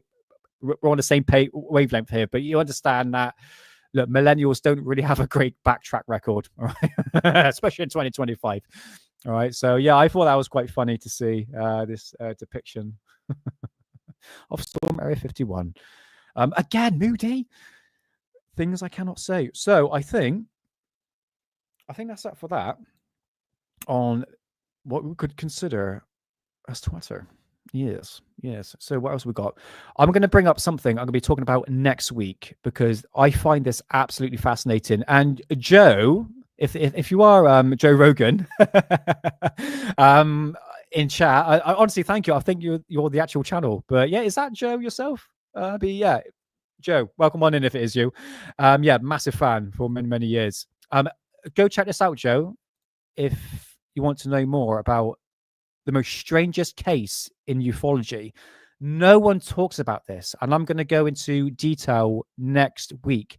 I've done an episode, the first part of the UFO sighting that happened in 1967, which was called the San Jose de Varderis UFO incident that happened in Spain and in France. Go check out part 1, but part 2 is coming up because it gets absolutely, I'm not joking, it gets into the occult, multiple occults behind this. And when I was traveling down to, yes, Umo, my friend, Umo, I am fascinated. This is like my new German flying saucer thing. I'm trying to find the flipping book. It's so hard to find. I've got a part 2. So what you got here is called UFO Contact from Planet Umo, The Mysteries of Umo, Volume 1. Now, there are 3 volumes of this. I'm not joking. I'm going to buy a book from America that's going to cost me $160. Add another $30 on top of that. It goes to show how much this book costs. And I've got about 3 of them. I can get the second part, but I cannot find the first part. My God, guys, this is the Cult. Oh, I love the Cult. They did an amazing song for... oh, so good. Oh, and I forgot the name of the bloody movie. The Crow, that was it. And they made the theme tune for that, like a song for it. And I absolutely love that. But yeah, the Cult, very, very good band indeed. So yeah, it actually goes into a cult aspect, into Umo, the UFO sighting, and it's immensely fascinating. Hey, and L, nice to see you, man. Sister, I should say. Meanwhile, government is freaking out. BS. They are not in the loop. Yeah, governments are never in the loop when it comes to UFOs. Absolutely not. If we're going to talk about transparency, it's going to come from, or disclosure, in that fact, it's going to come from not governments. It's going to come from scientists, sort of big institutions like Lockheed Martin, Northrop Grumman and stuff like that. High level military people need to come forward on that. Government, no one trusts governments anymore. But welcome on in. Welcome on in, Anne. It's nice to see you. Nice to see you. So yeah, Umo, my God, this is fascinating. I'm just going to play a very short clip, just an intro of this. So please check out Area 23, which is this YouTube channel. Oh, sorry, Area 52. Link is in description for this whole interview right here, which is from the director of Saw and some other movies as well. I forgot what movies he was directed, but his name's Darren Bousman, who had a very interesting experience with the number 1111, but also Umo. Go check this out. We're going to be talking about this next week. By the way, the movie you were shooting, 11-11-11, was the one time in my filmmaking career something caught my eye. Is you had a book that said Umo. By the way, the movie you were shooting, 11-11-11, was the one time in my filmmaking career that I went down a rabbit hole I couldn't pull myself out of. I wanted a really unique looking house. And then I was going through location library and I found this house and I said, that house. And they said, no, not that house. And I said, no, that house. You go on what's called location scouts. There's about 20 or 30 people. You're in a bus and they're all kind of whispering to each other.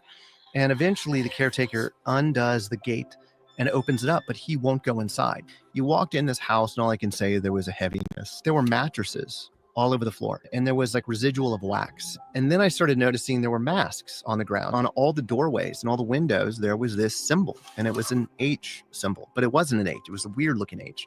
We found out it was something that meant UMO. And I was like, what is UMO? Y una iluminación muy grande. Con luces rojas. Y después hizo...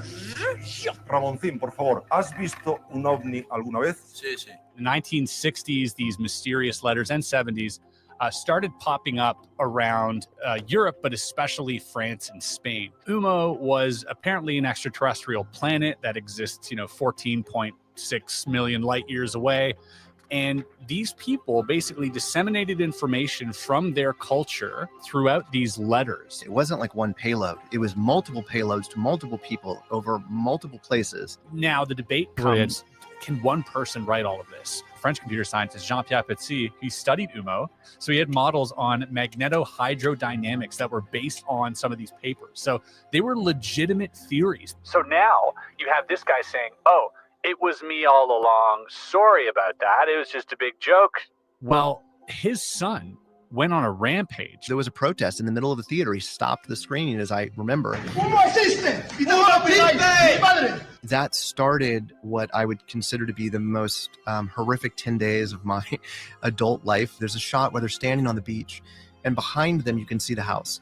And in the house, there are these 3 large picturesque windows, but the curtains were on the outside, not the inside, and they're wooden.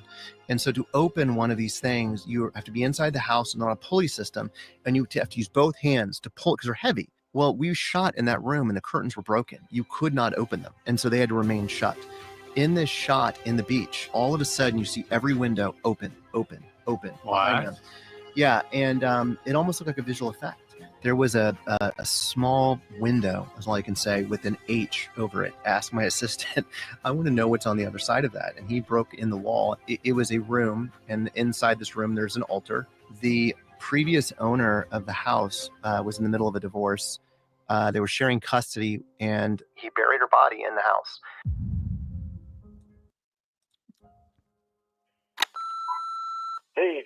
So yeah, this is for next week's show, guys. All to do with UMO. Immensely fascinating because I did go into a bit of detail really on the first part, but there was one aspect that Hidden said to me, because I was talking about whether or not we should talk about this incident on Hidden and Belly's channel, and he says, mate, I am not talking about the cult side of UMO.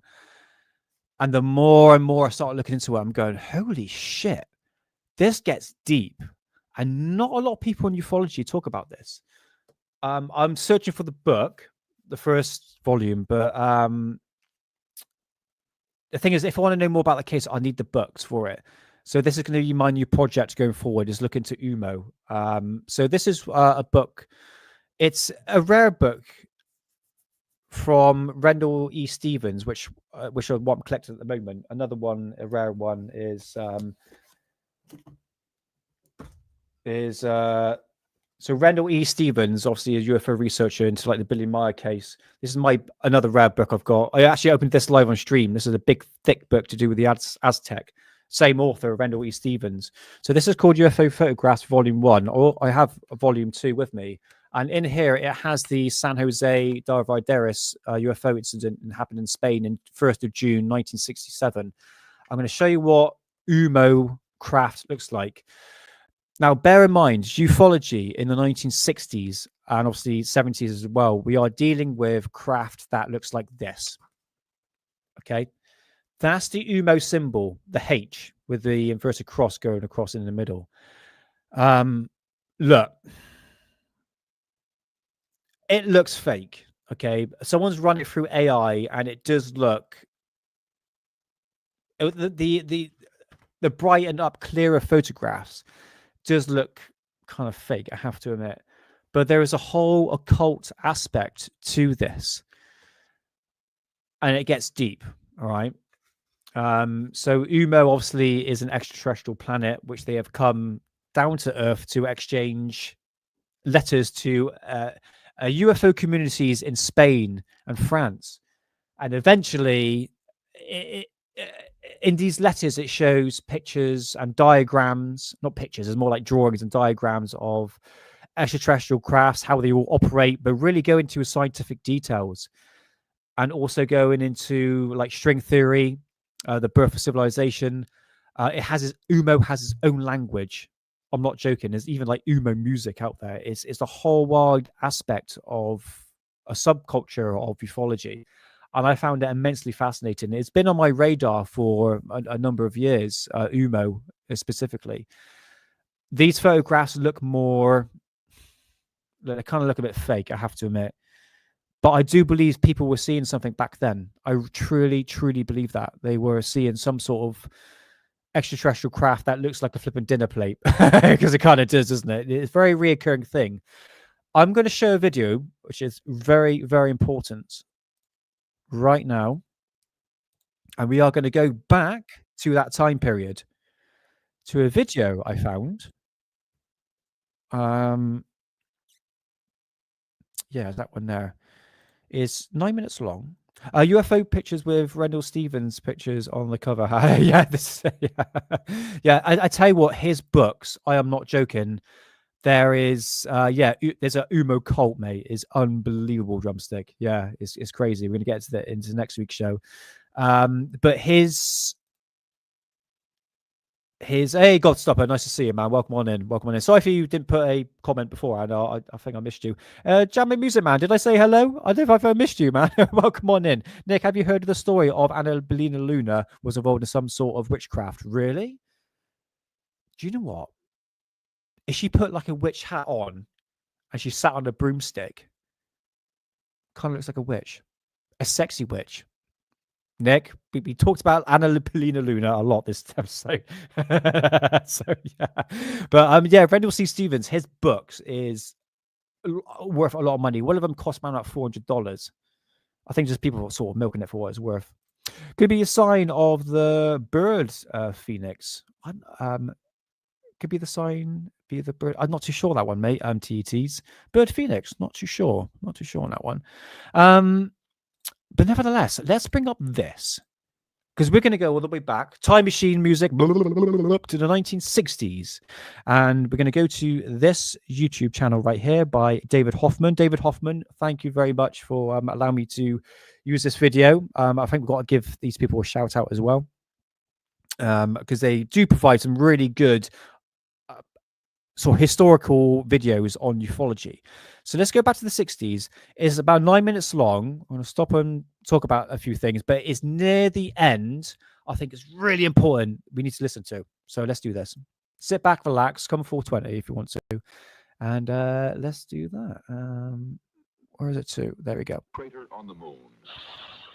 Sorry for the audio quality. This is an IFO, identified flying object. A man, not Superman, jetting in a Bell Aerosystems rocket belt. Yeah, it's a good channel. Yeah, really good channel, Sophia. This is a UFO, unidentified flying object, popularly called a flying saucer. To responsible scientists and photoanalysts, they are lenticular clouds, sundogs, planets, balloons, or mirages. First of all, the objects are not unidentified. We know what they are. Like father, like Second, son. In most cases, they're not flying. And finally, in many cases, they are not even material objects. Yes. Obviously, Billy Meyer was part. Rendell Stevens were part of the Billy Meyer. I mean, you could say it was a cult back then, in one way. If Billy is a liar, so is Rendell. Look, I do not believe in Billy Meyer whatsoever. I think that is one case I've been studying for a long period of time because it looks really good. There's footage and photographs, but now we're 2025. You look at it, it's like, oh, it's clearly flipping two plates stuck together and it's on a string. Obviously, we're talking about the UFO here. And like I said many times before, that the fact that Billy Meyer, yes, and I know he had one arm, I should say, but he would blend UFO models and cars and houses into the real background. So he would use the landscapes with models and everything. It's quite clever when you look at it. But when you look at the footage, not necessarily the pictures, the footage. Well, the wedding cake photograph is a different matter on that one, clearly fake. But the footage, it just doesn't look real. Why would a flying saucer be like scooping around like that? It's just, yeah. So in one aspect, what you're saying there, mate, is if Billy Meyer's lying, so is Rendell Stevens. Yes, in one way. Welcome to ufology. Nothing's changed, mate. Nothing's changed. A real flying saucer looks like this, an Avrocar. Oh my God, really? Right, let's go back. Even material object. A real flying saucer looks like this, an Avrocar manufactured in Canada, being test flown in 1961. Right, okay. So the guy just said there, this is a real flying saucer that was tested in 1961. In fact, I think it was tested in 1959. This is called the AV-9 Avrocar that was built by the Canadian military back in the late 50s. One aspect of the Avrocar, because it was the 1950s, 60s, it was the height of ufology. It was the height of UFO sightings, so to speak. You know, that UFOs were a new phenomena and it was in the public eye. So at that same time, you had Project Blue Book, which to disband and dismiss any UFO sightings at that time.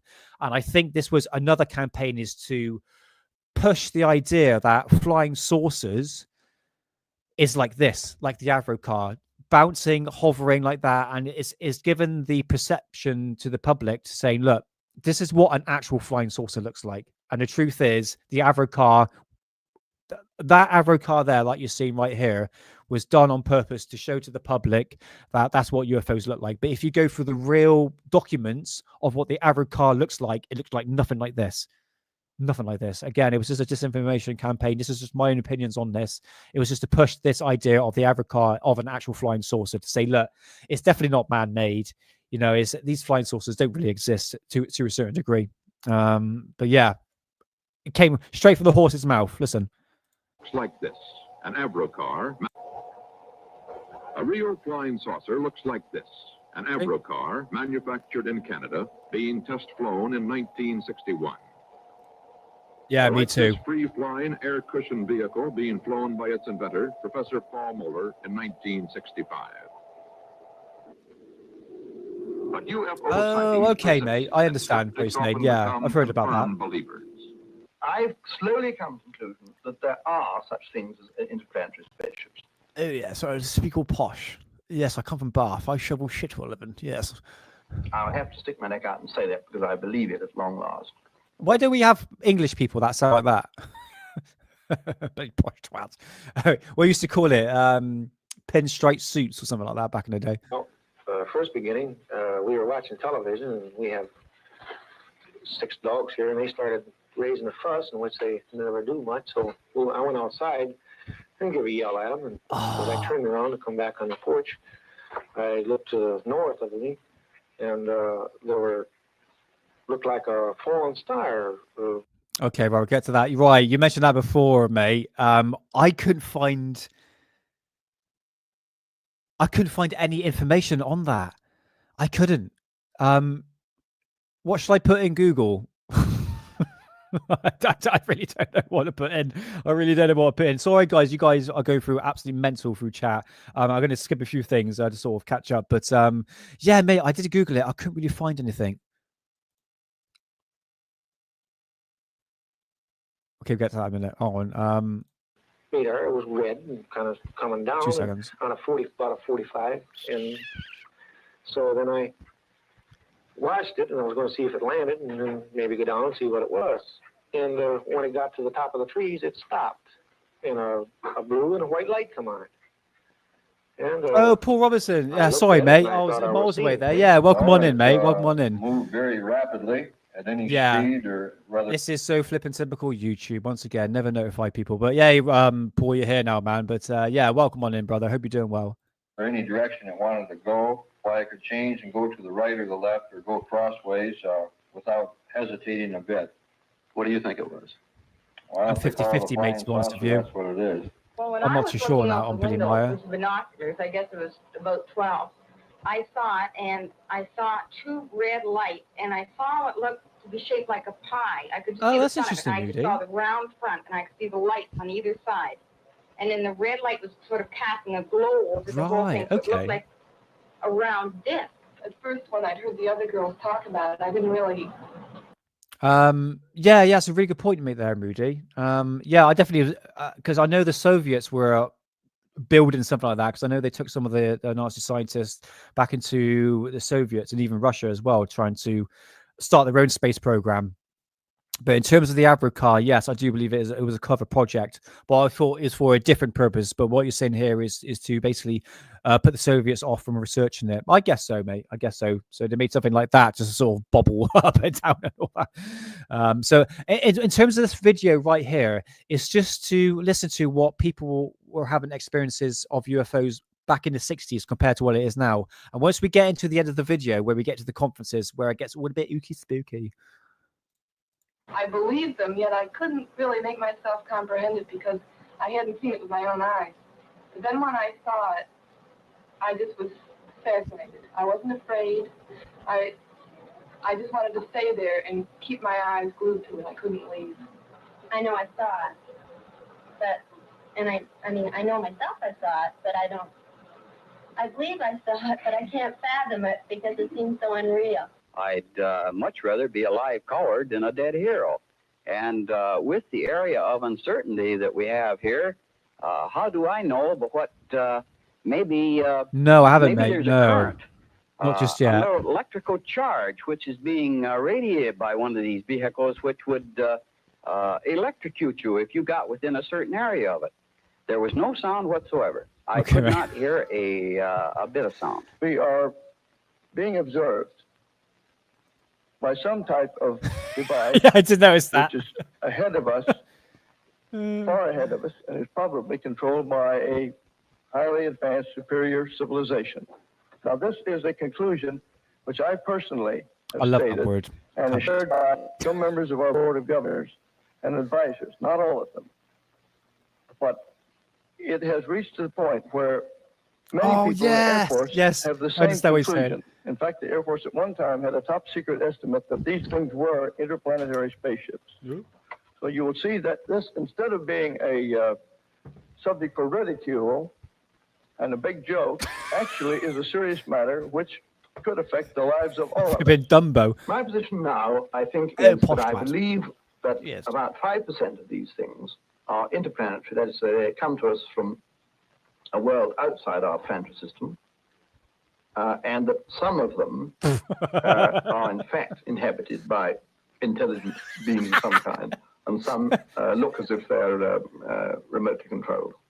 After all, who really do we think we are? We're a fifth-rate, miserable, Yeah, it's different, isn't it? Yeah, on the edge of the Milky Way, fooling around the universe with 4,000 or 5,000 years of so-called civilization behind us. Oh, do you know what? I had a client in Bath, right? And I borrowed his old lawnmower that was like from the 1950s. I can remember he'd be like, "Oh, could you put this old chap into the garage?" I just like called the lawnmower an old chap. Yeah, you just don't. This is what I find disheartening about like.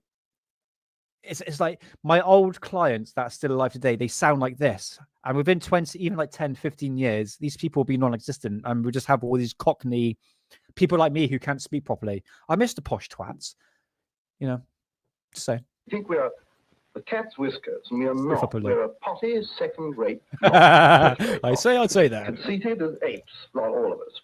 And here we go, and the moment anybody suggests Barf, Nick, come not in Bath. from outside, we say, oh, no, it can't be that, It's quite out, you know, these things can't happen. And I think we're all, I do it myself, we're all thinking medievally. So yeah, there's a place in England called Bath. Okay, it's Bath. Yeah, if you Google it, very nice historical place actually. Bath, yeah, really nice place. Got a lot of clients in there. What convinces you more than anything else? The evidence of the men that have seen them, and primarily the behavior and descriptions of the objects themselves, which do not fit really any other explanation. And the Oldfield sighting, this thing, which Very true, mate. become very Very famous, true.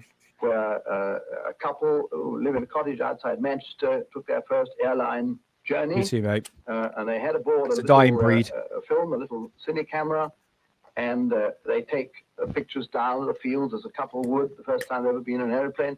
Yes. And she takes what she thinks is an airplane coming up from behind them, and then it goes out of vision in about 12 seconds or thereabouts.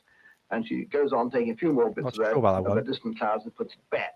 And when they get, what's this thing? I mean, it's inexplicable by any, unless it's a straight fake. And to fake an 8mm film in color wants a lot of equipment. And who on earth? For the Americans in chat, yeah, the CUNT word gets used a lot in England, a lot. So I know it's a very, very controversial word, but in England where we live, we use it all the time. I'm pretty sure my dad calls me it as well. So this charming couple, what would they be doing, lending themselves to faking these? It is nothing and sausage airborne fingers. we've ever seen. I mean, it is basically sausage shaped with two dorsal and two ventral fins. And as you look at this film, it turns away on its very really? from you and disappears out nice. that way. Well, I mean, you can argue until you're blue in the face. What is it except something that is airborne by a force, probably electrogravitic force of some kind that we know nothing whatever about? It is nothing conventional. It is nothing unconventional aerodynamically. There's no single piece of earth-borne equipment of any kind that can look and behave like that. In one way, it's like trust me, bros, isn't it? Really, that is pretty much ufology in a nutshell, really. But again, it's like the same testimonies back then compared to what it is now. Like nothing's changed, guys. We just go through a cycle. Riding on a electrostatic magnetic ship right now on the Earth, doing 66,000 miles. That's what I say. See you next Tuesday. The sun, and we're all astronauts in that respect. Have you ever gone up close enough to touch one? It's a Viking word. Oh, right, is it? Bill, in August the 24th of 1953, I went aboard one for about 20 minutes. Okay, we'll get to this in a minute. Apparently, the word "fuck" actually meant sowing seeds back in Saxon times. Apparently, so if someone says "fuck," you were like, "Oh, you sowing seeds, are you?" And I'm joking. I'm not joking. I think I heard on QI. Equipment of any kind that can look and behave like that. We're riding on a electrostatic. Right. Okay. This is the part to pay attention to. So I'm concentrating on chat, man. You're making me laugh. This is you're going to find a lot of people that has been abducted by aliens and been taken to the planet Venus and Mars, etc., etc.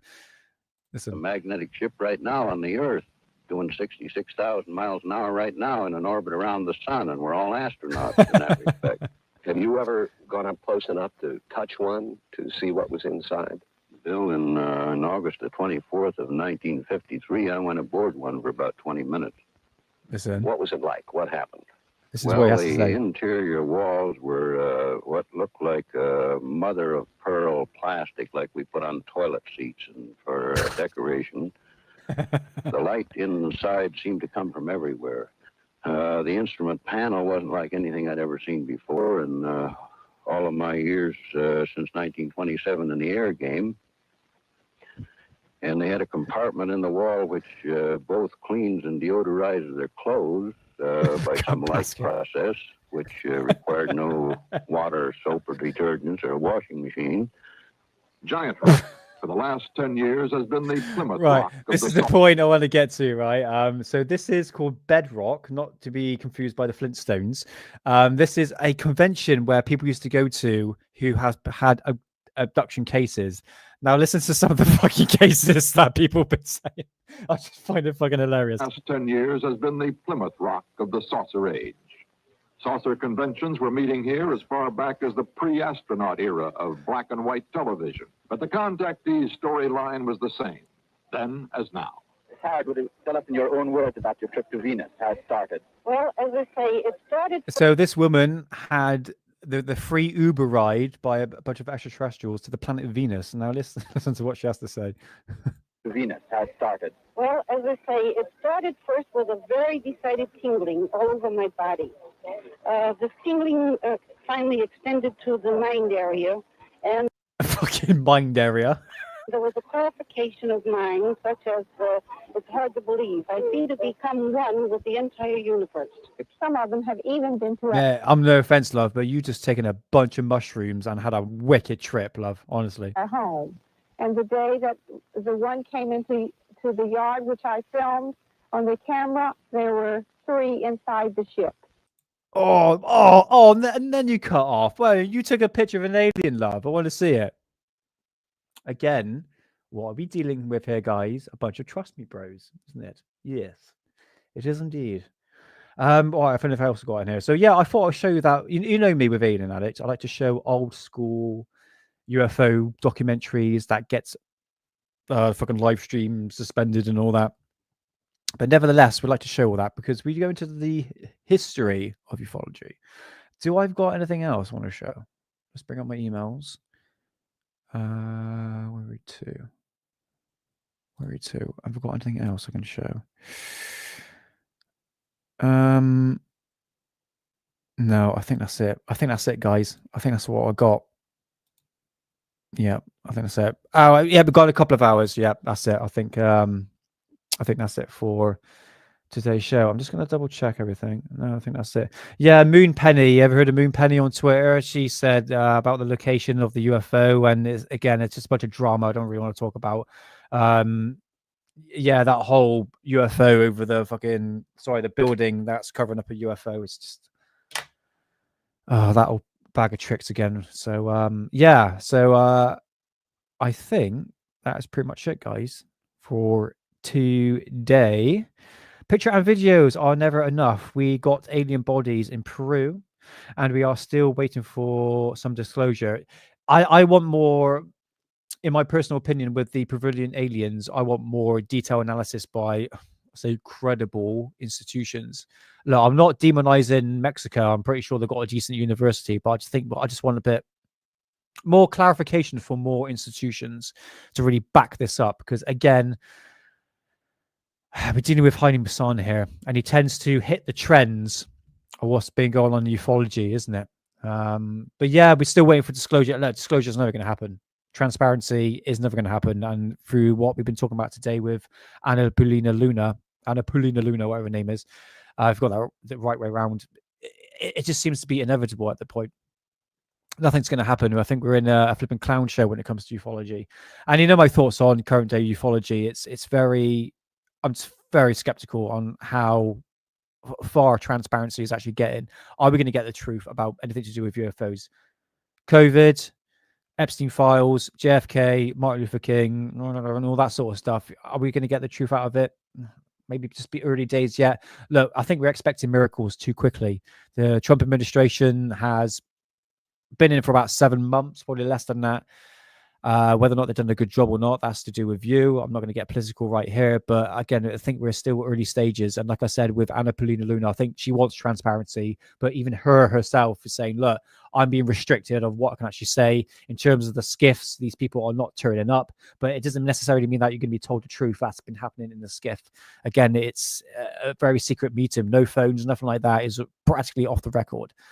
I'm kind of sick of like trust me bros. I mean, even though that is practically ufology, look at the bloody book Scott here. It's all a bunch of trust me bros, and we need some sort of evidence and documentation to really go along with what's been going on recently in past fucking 80 years basically. So what is this? Remember to leave a like and comment. Yes, please. Actually, I've got something here. Wait for it. Where is it? Where's my little thing now? Yeah, there it is. It's behind the comment, whatever. But yeah, I think that's it, guys. That's all I got for today on Alien Addict. So come and say goodbye because I want to go nights. I'm very tired, man. But yeah, so next week. Yes, on Wednesday, I'm going to be going live with Hidden Underbelly. Not too sure what we're going to be talking about in terms of ufology. I might shift his arm to talk about UMO, but he doesn't want to deal with cults, which is absolutely fine. Wasn't there a kids' nursery theme called Skiff to My Lou? Probably, mate. Wouldn't be surprised. So yeah, come and say goodbyes now, guys. And it's much appreciated. And it's because of you guys is why I keep doing Alien Addict. Should I mention it? I guess so. Look, guys. When I first started YouTube a couple of years ago, I had a certain standard. The terms of quality, audio quality, and video quality. And to be honest with you, I haven't set that standard just yet.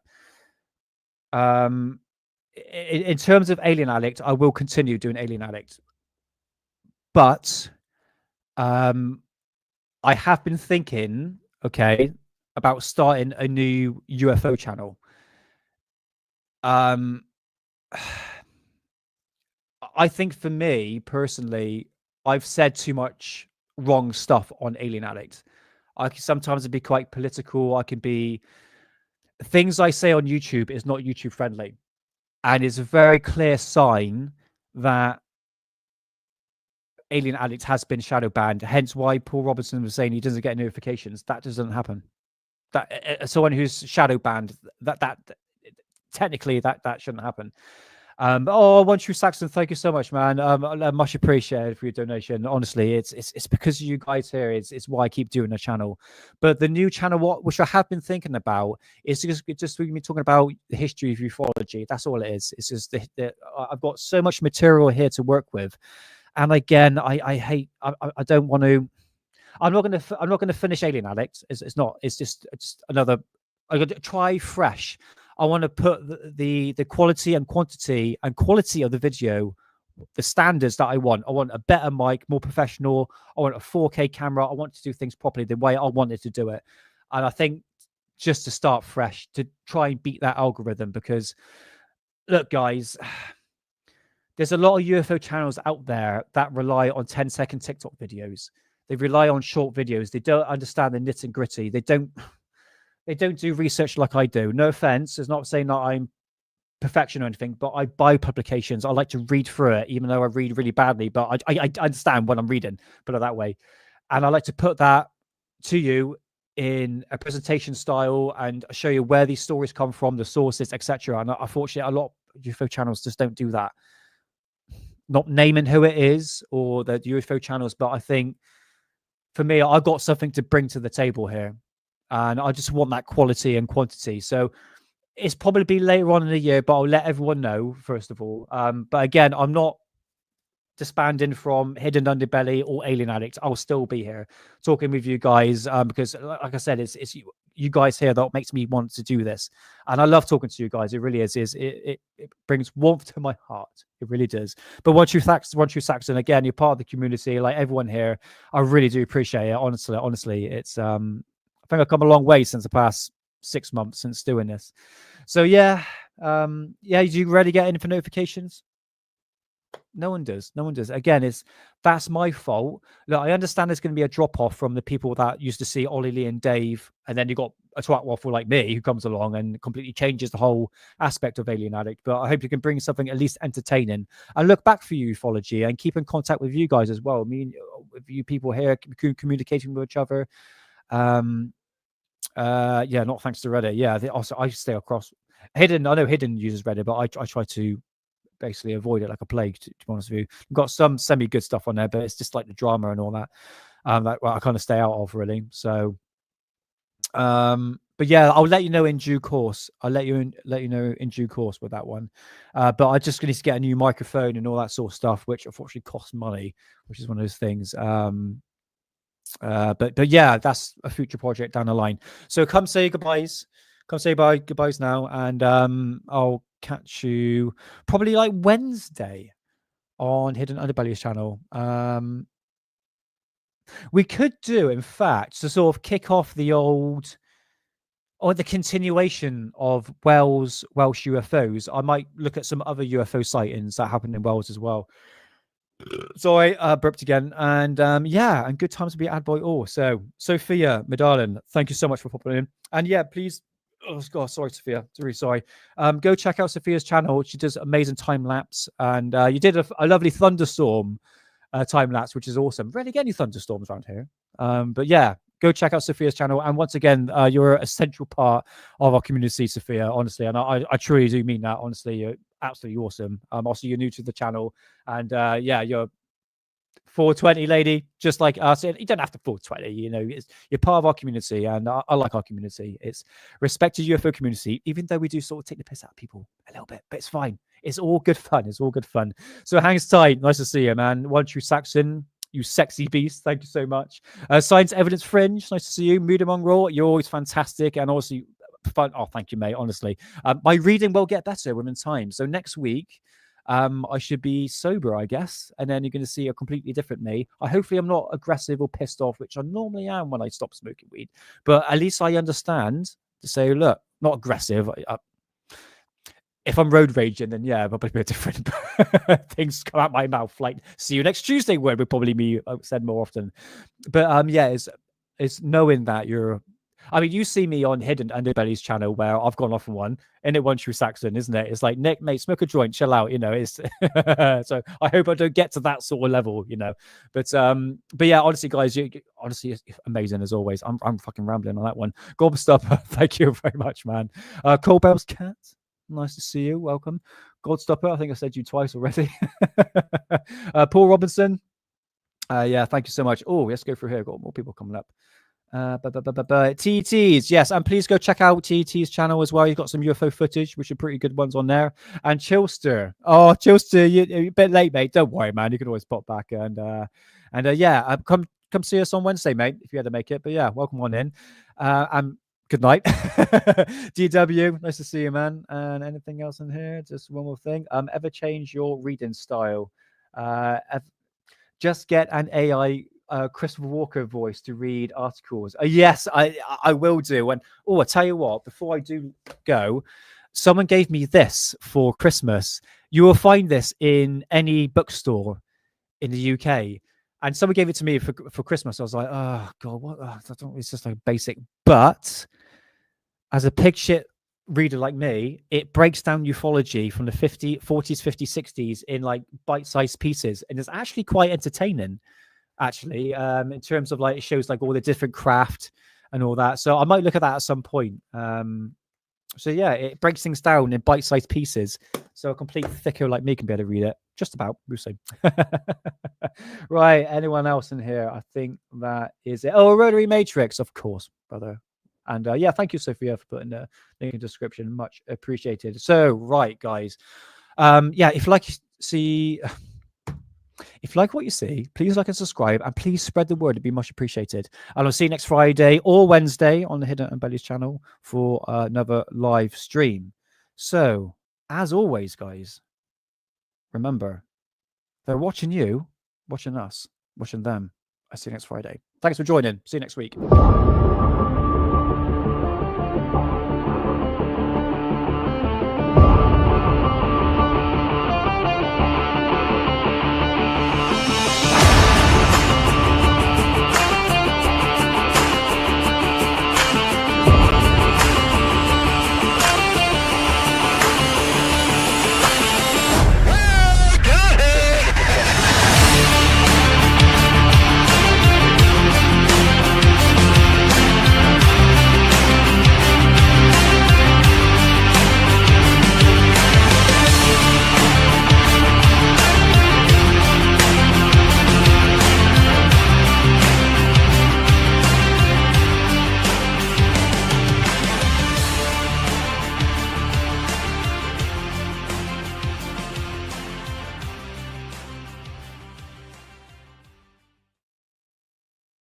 Right, I have to admit, yeah, she's pretty much up there as my top 5 women in ufology. What am I talking about? Shut up, Nick. Anyway, but anyway, once again, thank you so much, guys, for popping in, and it's a pleasure as always. Have a good weekend, and I shall see you either Wednesday or next Friday. I'll see you soon. Have a good one.